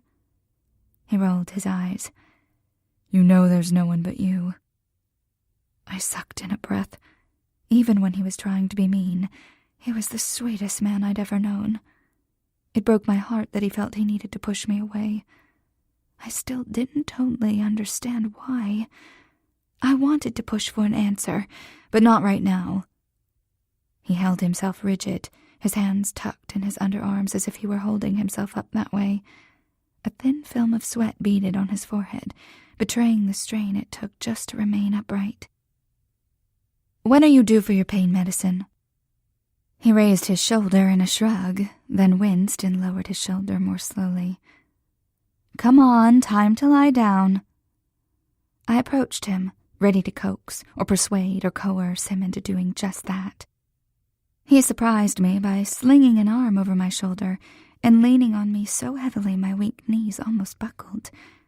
He must have been worse off than I'd realized. We limped past the neat, spare living room into the neat, spare bedroom. The dark sheets were rumpled now, instead of neatly made like the day he'd invited me over. He must have done so in anticipation of my arrival, of that chocolate torte seduction, and the care he'd taken for me broke my heart all over again. He slumped onto the bed without ceremony, sprawled awkwardly, until I gently tugged him straight by each limb and pulled the sheets up around him. I found the little orange bottles beside the sink. Knocked askew. The white labels were faded and ink-stained from having been soggy, then slowly drying. I imagined him dumping them, hurriedly opening them and swallowing them down with water from the tap, no time or energy to even grab a glass. Firming my lips, I deciphered the instructions and brought him a fresh dosage. He was already half asleep when I returned. I nudged him awake, knowing he'd sleep more easily with the pain medicine in his system. He blinked up at me blearily, and I pushed the cup of water into his hand. Slowly, painfully, he propped himself on one elbow and swallowed down the pills. The water sloshed to the side as his hand trembled. I took the glass and set it on the side table. His eyes went shut, and his body sank back onto the pillows. My heart throbbed to see him in so much pain. Whatever came of us, I was glad I could be here to help in small ways. The only thing worse than watching him in pain was imagining him struggling alone. I started to head back into the kitchen. "Why did you come back?" he murmured. My heart ached. I returned to his side, sitting on the edge of the bed. I flashed back to the hospital, to the edge of the thin, poorly padded bed where he'd once told me to go away. I couldn't have stayed away, I said, feeling sad and rueful all at once. "Shouldn't have come," he mumbled. "Missed you." I'd missed him like crazy, too, and worried about him, whether he was healing okay, whether my brother was hassling him. Part of me had hoped he'd open the door and smile. He'd reach for me, and I'd rush into his arms. But that was a dream. This was real. The mix of hospital smell and the musky aroma of a man who hadn't showered any time today or even yesterday. Him telling me I shouldn't be here, even when he clearly needed somebody, and telling me he missed me because he wasn't lucid enough to stop himself. What a sad mess we were. And at least partially because of Philip. Even though Drew claimed it wasn't about him, I knew it was. My anger at my brother petered out when I considered the facts. He would never have reacted any other way. It was like me taking away a beloved toy from a tiger and getting upset when he growled and snapped. Though whether Drew or I were the toy, I wasn't sure. Maybe both of us. While Drew slept, I put everything away in the fridge and acquainted myself with his apartment. Though really, I snooped. Not through medicine cabinets or anything that mundane. I sat in the armchair that looked the most used and read the book I'd brought. I stood in front of the window overlooking the city, imagining him here, holding a steaming cup of coffee before he left for work. I walked the carpet where his bare feet had trod, and imagined myself welcomed here instead of intruding. I forced him awake later that night, and he dutifully drank down half a bowl of soup before drifting off to sleep again. Each morning I arrived at his apartment and made breakfast. Oatmeal was upgraded to pancakes. During the day I made the calls necessary to get my business back on track. I knew that Philip could have derailed me forever if he'd wanted. Money, connections, clout. But it only took a few days to clear up the injunction so the contractors could start work again. The evenings were the most painful, wonderful time of the day. When Drew had rested enough to be lucid for a few hours straight, I made us both a simple dinner, and we ate on a tray in his bed. We kept to safe topics, movies, music. I even offered a bumbling soliloquy on the weather in a fit of awkward desperation. The more inane the conversation became, the more depressed I felt. Watching him jack himself off, held apart, should have been awkward, but instead it had felt right. Now we were cordial, and the sky was falling over my head. That night I pushed through the glass doors of his condo building and waved to the doorman. I hadn't really bribed him, unless you counted a smile and something about surprising my boyfriend with dinner. Which had been true, after all. Upstairs I knocked on Drew's door, counting the seconds it would take to open. How many this time? 60 on a good night, upward of 200 on the bad ones. One of these days, I thought, he wouldn't let me in. But not today. The door opened almost immediately to reveal him, not in his drawstring pants or loose-slung t-shirts, but a suit. Smooth, well-pressed fabric, and a neatly done-up tie. I blinked. "What are you doing?" "Going out," he said. "On a date?" The words sprang forth before I could reel them in. His look was sardonic. "Give me a little credit. I'm going to work." Well, yes, of course he was. One step away from death's door and he was back at work. "No way. You'll collapse in the middle of a meeting." "Your confidence in me is astounding." "It's been a week, Drew. I don't care if you don't want to be with me anymore." A bold-faced lie. "But you can't go running around a week after you get out of the hospital." His eyes clouded. "There's something I have to take care of." He focused on me. "And I don't want you coming back here." "Drew, please. You are not ready for this yet." I wasn't ready for this. "Rose, I'm serious. You can't come back here. Don't do this. I won't let you in. I'll tell the doorman to call the cops if you come back. I took a breath and stared down at the beige carpet. The harshness was unexpected, but probably what he'd needed to get through to me. I'd known this was coming, had prepared myself. But all the spit and polish couldn't disguise that I was made of glass, and at the serious, harrowed look in his eyes, I cracked down the middle, split in half, spilling tears and mortification where he could see, where he watched with a cold impassivity I'd only seen him use in the courtroom. Well, look at that. In 60 seconds, I was heading down in the elevator. 200, and I was leaving the building, pushing into the crisp evening air. At least I had my answer. Tonight was a bad night. Chapter 13. I waved through the large plated windows and turned the deadbolt on the door. Katie's mother waved back to me as her daughter climbed into the back seat. Leaning slightly on the broom, I watched them pull away. After what had happened to Drew, I hadn't been comfortable encouraging the parents to park across the street.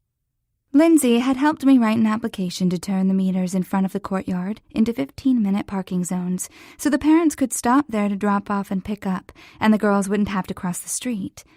Of course, my application had been denied. A new little ballet studio hardly registered in Chicago's transportation and parking policies. I'd mentioned it to Drew one time during dinner. A few days after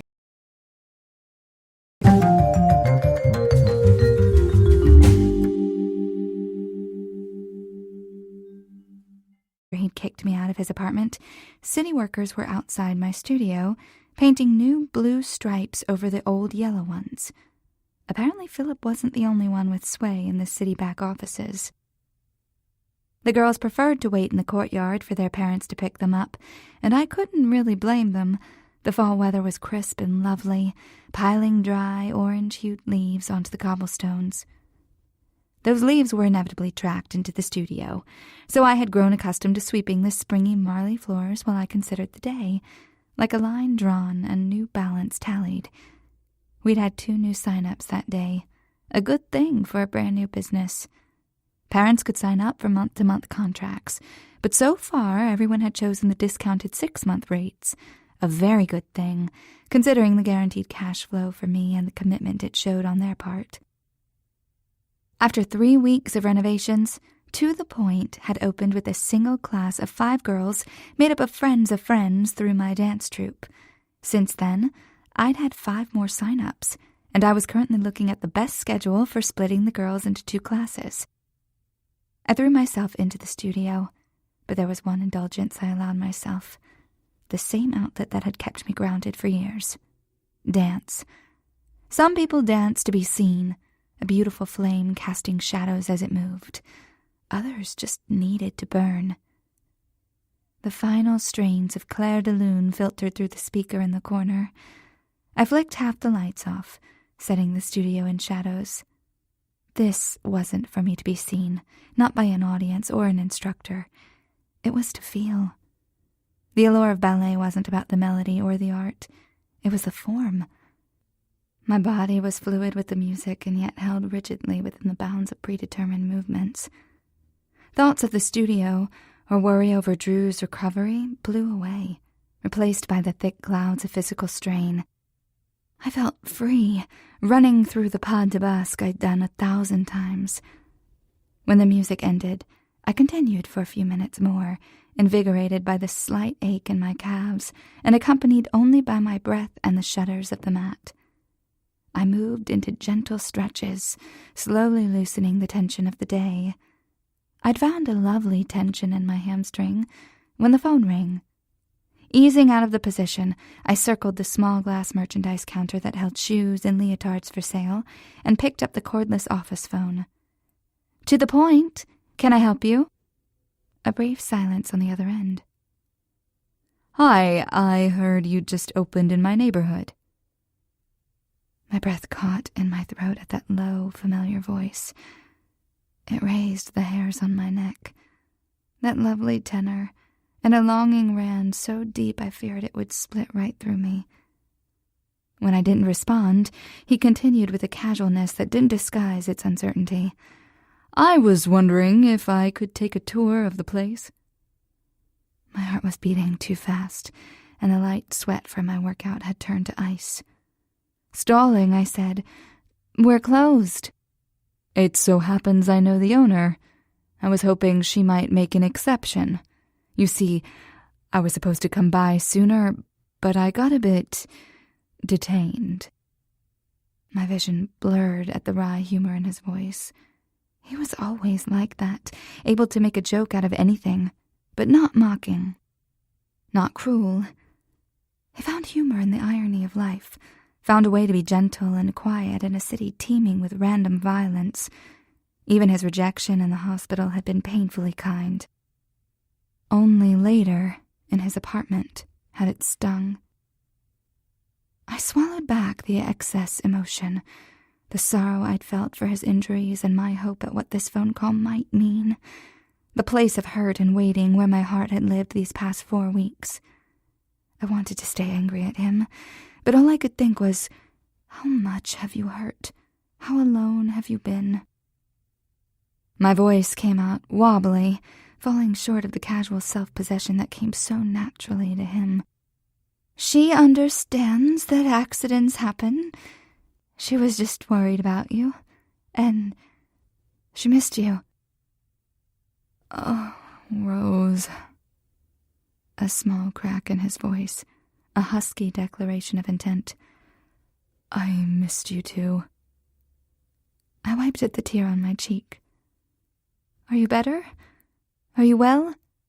Almost. I'm almost healed, but I walk with a limp, like an old man now. Is that going to be okay with you? A watery laugh was his answer. We can match then, because you know my knees are ruined anyway. We can hobble around together. Hobbling? I don't know about that. The spinning thing you just did looked graceful to me. I straightened. Where are you? Picking up where I left off. Breathless, I ran to the window. Sure enough, he was standing across the street. My heart lurched at the sight of him through the glass, so similar to that horrible night. The sky was clear and unusually bright, casting a milky glow across his face. Chapter 14. He leaned against his car, one arm slung across the roof of the Lexus, the other holding his cell to his ear. The picture of casual nonchalance, and not a car in sight, yet I had to stop the words in my throat. Look out. Be safe. I love you. Because, God, I did love him. Hadn't I always? Inevitable, eternal, whether he bade me leave or stay. I scrunched up my nose at him, though surely the glare of moonlight hid my expression. Are you stalking me? Define stalking. What you're doing right now, basically. Ah, but I was invited to come see your place. Sure, that was a few weeks ago, but how was I to know there was an expiration date? Emotion thickened my voice. You're the one who wanted me to leave. I know. I came to talk to you about that. He straightened up so he could come to me, to walk into the street. No, wait, don't. He paused mid-motion. His voice was roughened with regret. I know. I'm sorry. Just let me.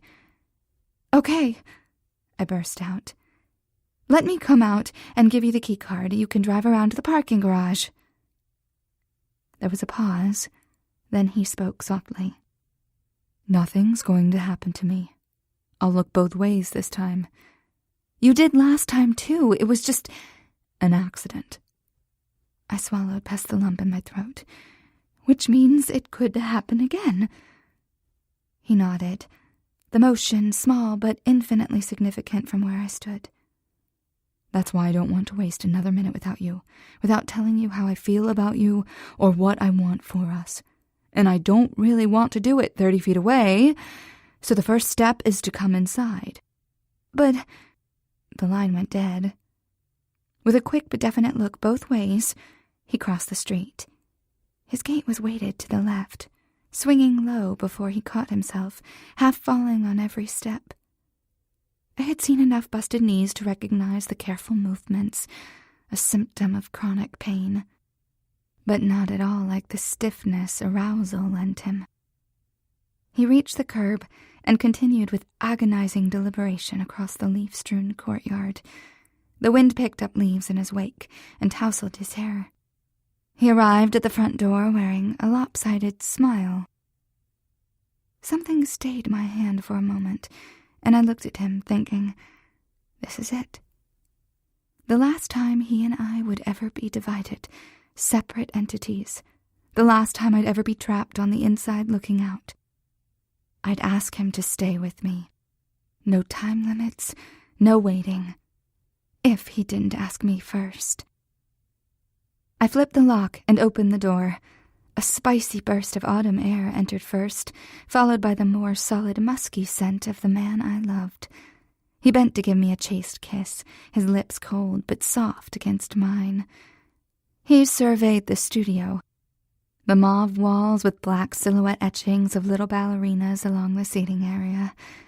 Then the dance floor itself, a bland grayish color, more utilitarian than beautiful, and a wide expanse of mirrors, broken only by a thick bar all around. He turned back, his expression bemused. It's beautiful. Really? I said, a little flustered to realize how much his opinion mattered. His head tilted slightly in deliberation of his next words. I think, if you don't mind me saying it, I think you fit here. It's modest. I made a face. Should I be insulted? You're modest, he said, too earnest and open and honest to be mean. I always thought the pomp of the ballet was too much sometimes. It was a chore, but that wasn't why I did it. Besides, I would have thought you liked it, seeing as you always used Philip's seats. He looked at me sideways. Rose, you must know by now that I don't care about ballet, aside from you. You never wanted to talk to me about ballet, I accused. I had suspected his attendance was a sign of interest in me, but whenever I had broached the subject with him, he'd shut me down with monosyllabic answers and that damned bland expression. What was I going to say? That I only went to see you in a leotard? Did you? I asked, fascinated. No, he said firmly. I went because it was what made you happy, and I wanted to see you happy. And because I got to see you in a leotard. I laughed a little, blushing. I was wearing a leotard now, too, although it was a heavy-duty black one with swishy blue shorts that ruined any potential sexy curves. Not that I had an excess of curves anyway. There was a reason I'd been so well suited to ballet. I imagine my little show just now was a disappointment. That was just training, really. His voice dropped, faintly teasing but full of promise. It worked for me. You don't believe me? I'm more of a show, not tell kind of girl. A smile touched my lips as I thought of how much showing I'd done on that first night from my bedroom window, and a fair amount of telling, too, the night we talked on the phone. I led him upstairs, neatly pushing aside any of the questions that loomed in front of us, most namely, what now? I didn't want to know the answer, didn't want to be turned away or let down again when hope was so strong within me, heightened by lust and a sweet relief to be near him again. Upstairs, I looked around, dismayed. I had slept at my brother Colin's house for the first 2 nights after leaving Drew in the hospital. I'd had to swear that Philip hadn't thrown me out, because technically he hadn't. But damned if I was going to continue living with Philip while he tore apart my every dream just to prove he could. But my fortune had quickly changed. When I went to the city offices to reapply for my permits, I was told the ban had been lifted. Just like that? Philip must have changed his mind, though he wasn't known for doing so. I didn't question my luck. After that, I'd slept on a pile of questionable beanbags and floor cushions before having a daybed delivered. I'd thrown myself into renovating the studio downstairs and opening the business. It had been easier than dwelling on a recovery I wasn't a part of. The sight at the window jarred me from my lust. A dark street with reflective puddles, cars going by, too fast to stop if they had to. Something dark stirred in my stomach. Fear and horror, and more. Pulling away, I crossed the large open living room and stood in the same place I had that night, at the window looking out. Always watching, made mute by the walls I had erected. I hadn't been able to help him then. Even now, my heart thudded in my ears, my palms sweaty with fear, even though he was in the room, here, safe. Chapter 15. He came up behind me, the nearness and heat of his body reverberating through mine. I wanted nothing more than to turn around, grab him, and hold on, but this felt too fragile, too important. "It would be okay if you wanted to wait," he murmured, brushing my hair aside. Warm lips met my skin, sending shivers down my spine. "You have every right to be angry." "Angry," I repeated dully. "I deserve it." His hands came to rest on my hips. "I shouldn't have pushed you away." How could I be angry when it led him back to me? Drew had been in an accident, and the ripples had touched everyone who loved him. I'm a lot of things for you. I'm hopeful and sad and hurting. I hurt for you. No more pain. Your injuries, they... Like yours, I think. I felt the soft brush of his fingers on the sides of my knees. It tickled me, teasing out a small, breathless gasp. My thoughts began to drift, until he added, almost distractedly, "Occupational hazard." I twirled and ended up an inch from his face. What do you mean? It was me, my studio, my hiding us that made you get hurt. His eyes searched mine. "Philip never told you?" I haven't spoken to him since the hospital. What did you mean, occupational hazard? Although I already knew. With sickening clarity, I knew what he was about to say. "The accident wasn't exactly accidental." "I'll kill him," I breathed. Philip knew that it was his fault, and he... and you... He stopped me with a half-smile. "I can't claim ignorance here. I knew the risks of what we did, and I was paid well to take them." "What now? Are they going to come after you again?" He was already shaking his head. "We took care of it." "Do I even want to know?" "I doubt it." I frowned. "Are you sure you're safe?" "I wouldn't be standing here if I wasn't." My eyes fell shut. This was why you wanted to break up with me at the hospital. Philip must have told you. At first I thought he was just trying to break us up, but I couldn't be sure. Then when I did know, I couldn't have you coming to my condo where they'd see, where they'd find out what you were to me. I couldn't come back here until I knew you'd be safe. With a harumph, I turned my back on him, staring out the window. He could have told me, although, well, to be honest, I wouldn't have accepted it then. Still, the thought of him recovering alone, fighting for his life, while I ordered logo merchandise for my studio, hurt my heart. He tugged me back, one hand sliding up my belly and cupping my breast through the slick leotard fabric. The other hand pulled me back to the wall of his chest, ground me against his erection. A tweak of my nipple, a nudge from behind, and I moaned, thready and weak. "Forgive me," he murmured against my neck. I struggled for breath. "Bribing me with sex?" The straps of my leotard fell down my shoulders, replaced by roaming caresses and questing lips. My arms were held captive by the straps, and I reveled in the helplessness, tossed to sea and gladly drowning. "Depends. Is it working?" "From the beginning," I sighed. There was no regret in that moment, not for all the risks I had taken and the ones I hadn't.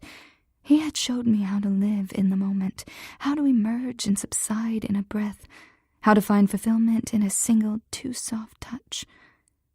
We had watched each other, teased each other, and when the time came to join, clashed together body and mind. This was neither a coy denial nor frantic demand. He explored me slowly, thoughtfully, a lick enveloped in a moan, a brush subsumed with a sigh. I wanted only what he gave me. We were finally perfectly attuned. I could see our faint reflection in the glass. Once there had only been me, standing alone, bearing myself and my uncertainty. Now we were together, his lowered head beside mine. A tear rolled down my cheek, another and another, until one landed on his wrist as he stroked and rolled my nipple to an aching point. He paused. "Rose?" The concern in his voice was a lance through me. It wasn't new, which was precisely why it struck me. He had always been solicitous, always kind, and he would beg forgiveness on bended knee for his one moment of meanness if I asked him to. He would be perfect for me, and pay for each weakness with drops of blood and buckets of pride. But I didn't want that. I had loved him as a stranger. I still wanted him at his worst. I would stand by him, eternal. "Don't stop." The words came thickly. "Please, I wasn't sure what. To hurt with you, to know you were here, to promise you forever." He seemed to understand. "Ah, Rose." Gentle hands turned me around, tender lips met mine. He kissed me without reservation, in a sweet melody tainted by the salt of my tears. That didn't slow him. They were a part of him as much as me. We mourned in that kiss, slaking all the time we hadn't spent together in the promise of tomorrow and the pleasure of today. I slipped from his grasp as my knees gave out, only to be held by the cool glass at my back. He caught me a second later, fused at the mouth and hips and hands. He groaned. "I can't stand it much longer." "The bed's in there?" I waved toward the hallway. "It's small, though." Taking my hand, he led me through the small apartment, peeking into each bare box room until he found the right one. "Rather empty," he remarked. "Yes, well..." I pulled back the blankets and climbed in, kneeling in invitation. His eyes studied mine, a little guarded. "I have a whole condo full of furniture." The air seemed thin and rushing at the top of the summit. "Do you?" I choked out. He shrugged. "But I might need a new place to put it." "Philip won't like that." "He doesn't have a say in this. He never did." "Then why?" "I told you. I couldn't risk keeping you with me until we'd handled it. And besides, I owed Philip a 2 weeks' notice." "You quit?" "It was time. There's only so long you can run on the tracks before you get hit." "Not funny." "Wasn't trying to be. I'm serious." I narrowed my eyes.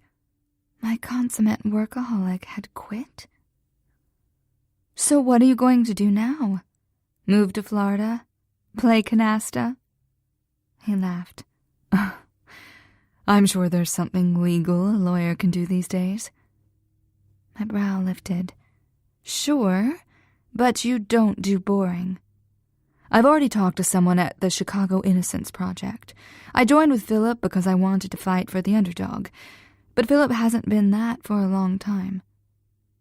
And the money, I reminded him, 3 times your salary. Which I've mostly saved, so I can live on a pittance for a while, maybe try to earn back some of the karma I've lost over the years. Why? Would you be uncomfortable earning more than me? I could always go back to a firm. They'd eat up my defense experience. Oh, it sounds good to me. More than good. Perfect. I grinned at him. I'll be the breadwinner. You'll be my kept man. So, I'll have dinner on the table and wear something pretty. I like what you wear, I said, nodding toward his suit, though I like it better off. He casually plucked at the buttons of his dress shirt, peeling the silk from his chest, revealing a mat of hair and a stretch of unsmoothed skin, and an angry raised scar that ran from his collarbone down to the bottom of his ribs. My breath caught at the sight. That's not the worst, he said in a conversational tone. I've had flaws before, but these are, well, ugly. You're only saying that because you haven't gotten a good look at my feet yet. Dancing is not a friend of the body. Apparently unafraid, he knelt in front of me and reached under me. He pulled my legs over the side of the bed, fingertips and an eager gaze trailed down perpetually swollen knees and thickly roped calves and bent, misshapen feet. Beautiful, he murmured. Strong. I touched lightly the puckered scar on his chest. Strong, I whispered. Beautiful. So beautiful. Alive. No more pain, he'd said. No more waiting, either. I tugged him over me, shedding my leotard and the rest of my clothes like skin of old, wearing instead the salty sweat of my labor, the scent of my lust. We continued upward in our steady fashion, finding surcease in the climb. His mouth quested lower on my body, over my belly button and across the crease of my leg. He delved lower and deeper into the private, secret places I opened to him, meeting my pulse with his tongue and splitting my body with heat. "Drew," I moaned. He shuddered, his whole body curling around itself as his hand went to his cock. "Again. Say that again." I could have repeated his name in an endless litany, a euphoric prayer, but that wasn't what he wanted. He wanted me helpless and frantic, brought low by my need for a few helpless moments, before he lifted me back up again, unbalanced and then righted again, taken away only to fill me back up. With a renewed sense of submission, I let the currents of his mouth drag me down, submerged in pleasure. Soft cries sounded muted to my own ears, as if I were underwater, as if I were drowning. He flicked at my clit, and it pulled a moan from me. "Drew! Drew!" Exactly what he'd wanted, and authentic, too, like he'd bypassed my walls and reached deep inside me, like plucking the private strings beneath the hood of a grand piano and playing secret music only meant for us. I shuddered through the stroke of his tongue and rode his fingers to a rolling, blinding climax. His fingers tore open the condom packet with rough movements, and I stilled him, taking the condom from him and pressing the tip of his cock. He jerked at the light pressure, but let me continue.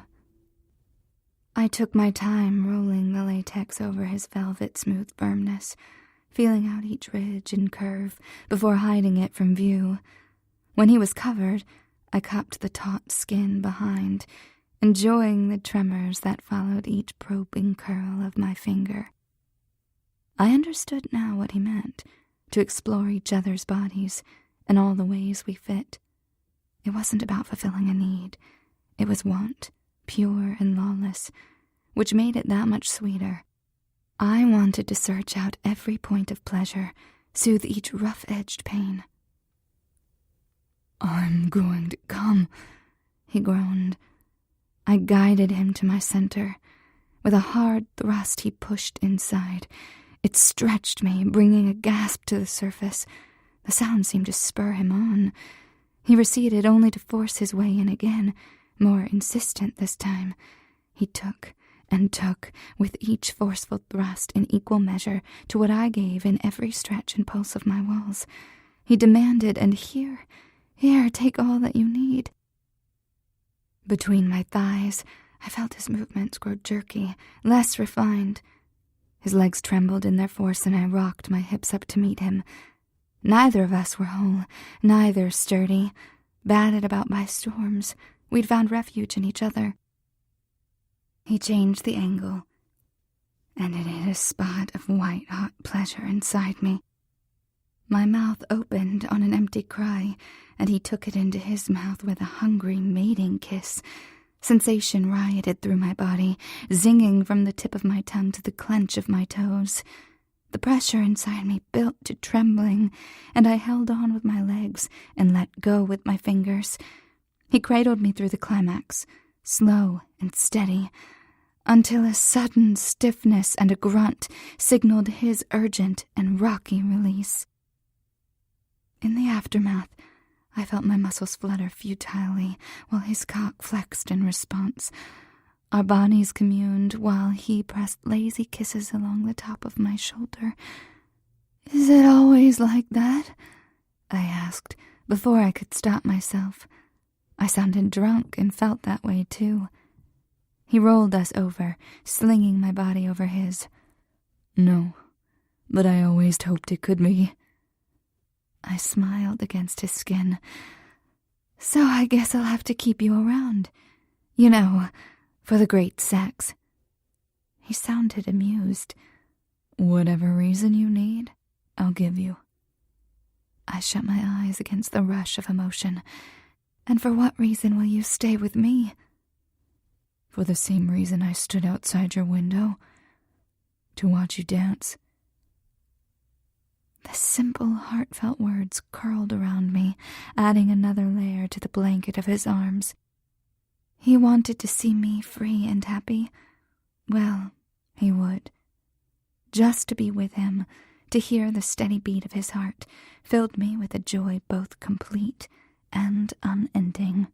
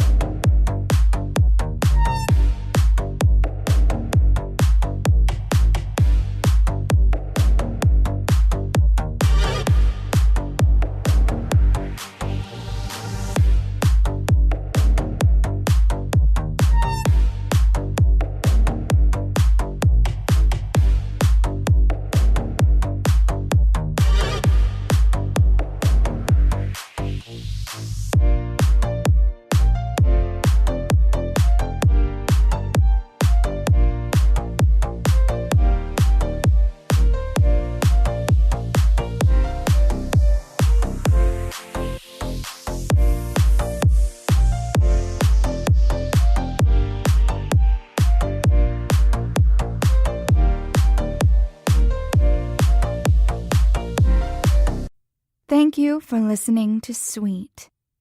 The next book in the Chicago Underground series, Deep, is available now in print, ebook, and audio formats. Dark, powerful, dangerous. Philip Murphy has all of Chicago under his thumb, except me. We met in a perfect storm of violence and lust. He saved me and then disappeared from my life. Now I pretend I never knew that kind of darkness. I focus on midterms and campus parties as if they can wipe the slate clean. Then he turns up outside my dorm room, wounded and barely conscious. He's the head of a criminal empire, a powerful man. But he needs me now. There are traitors in his midst. I can help him, but I can't fall for him. Not again. Find complete links to Deep and more in the sexy USA Today best-selling Chicago Underground series at www.skywarren.com.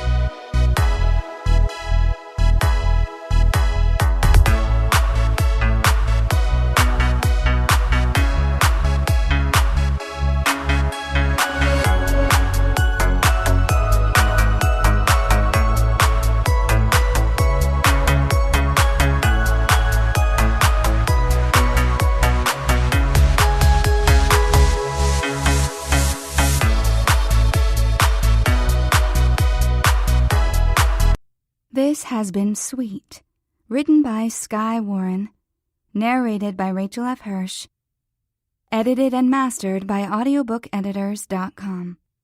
Copyright 2015.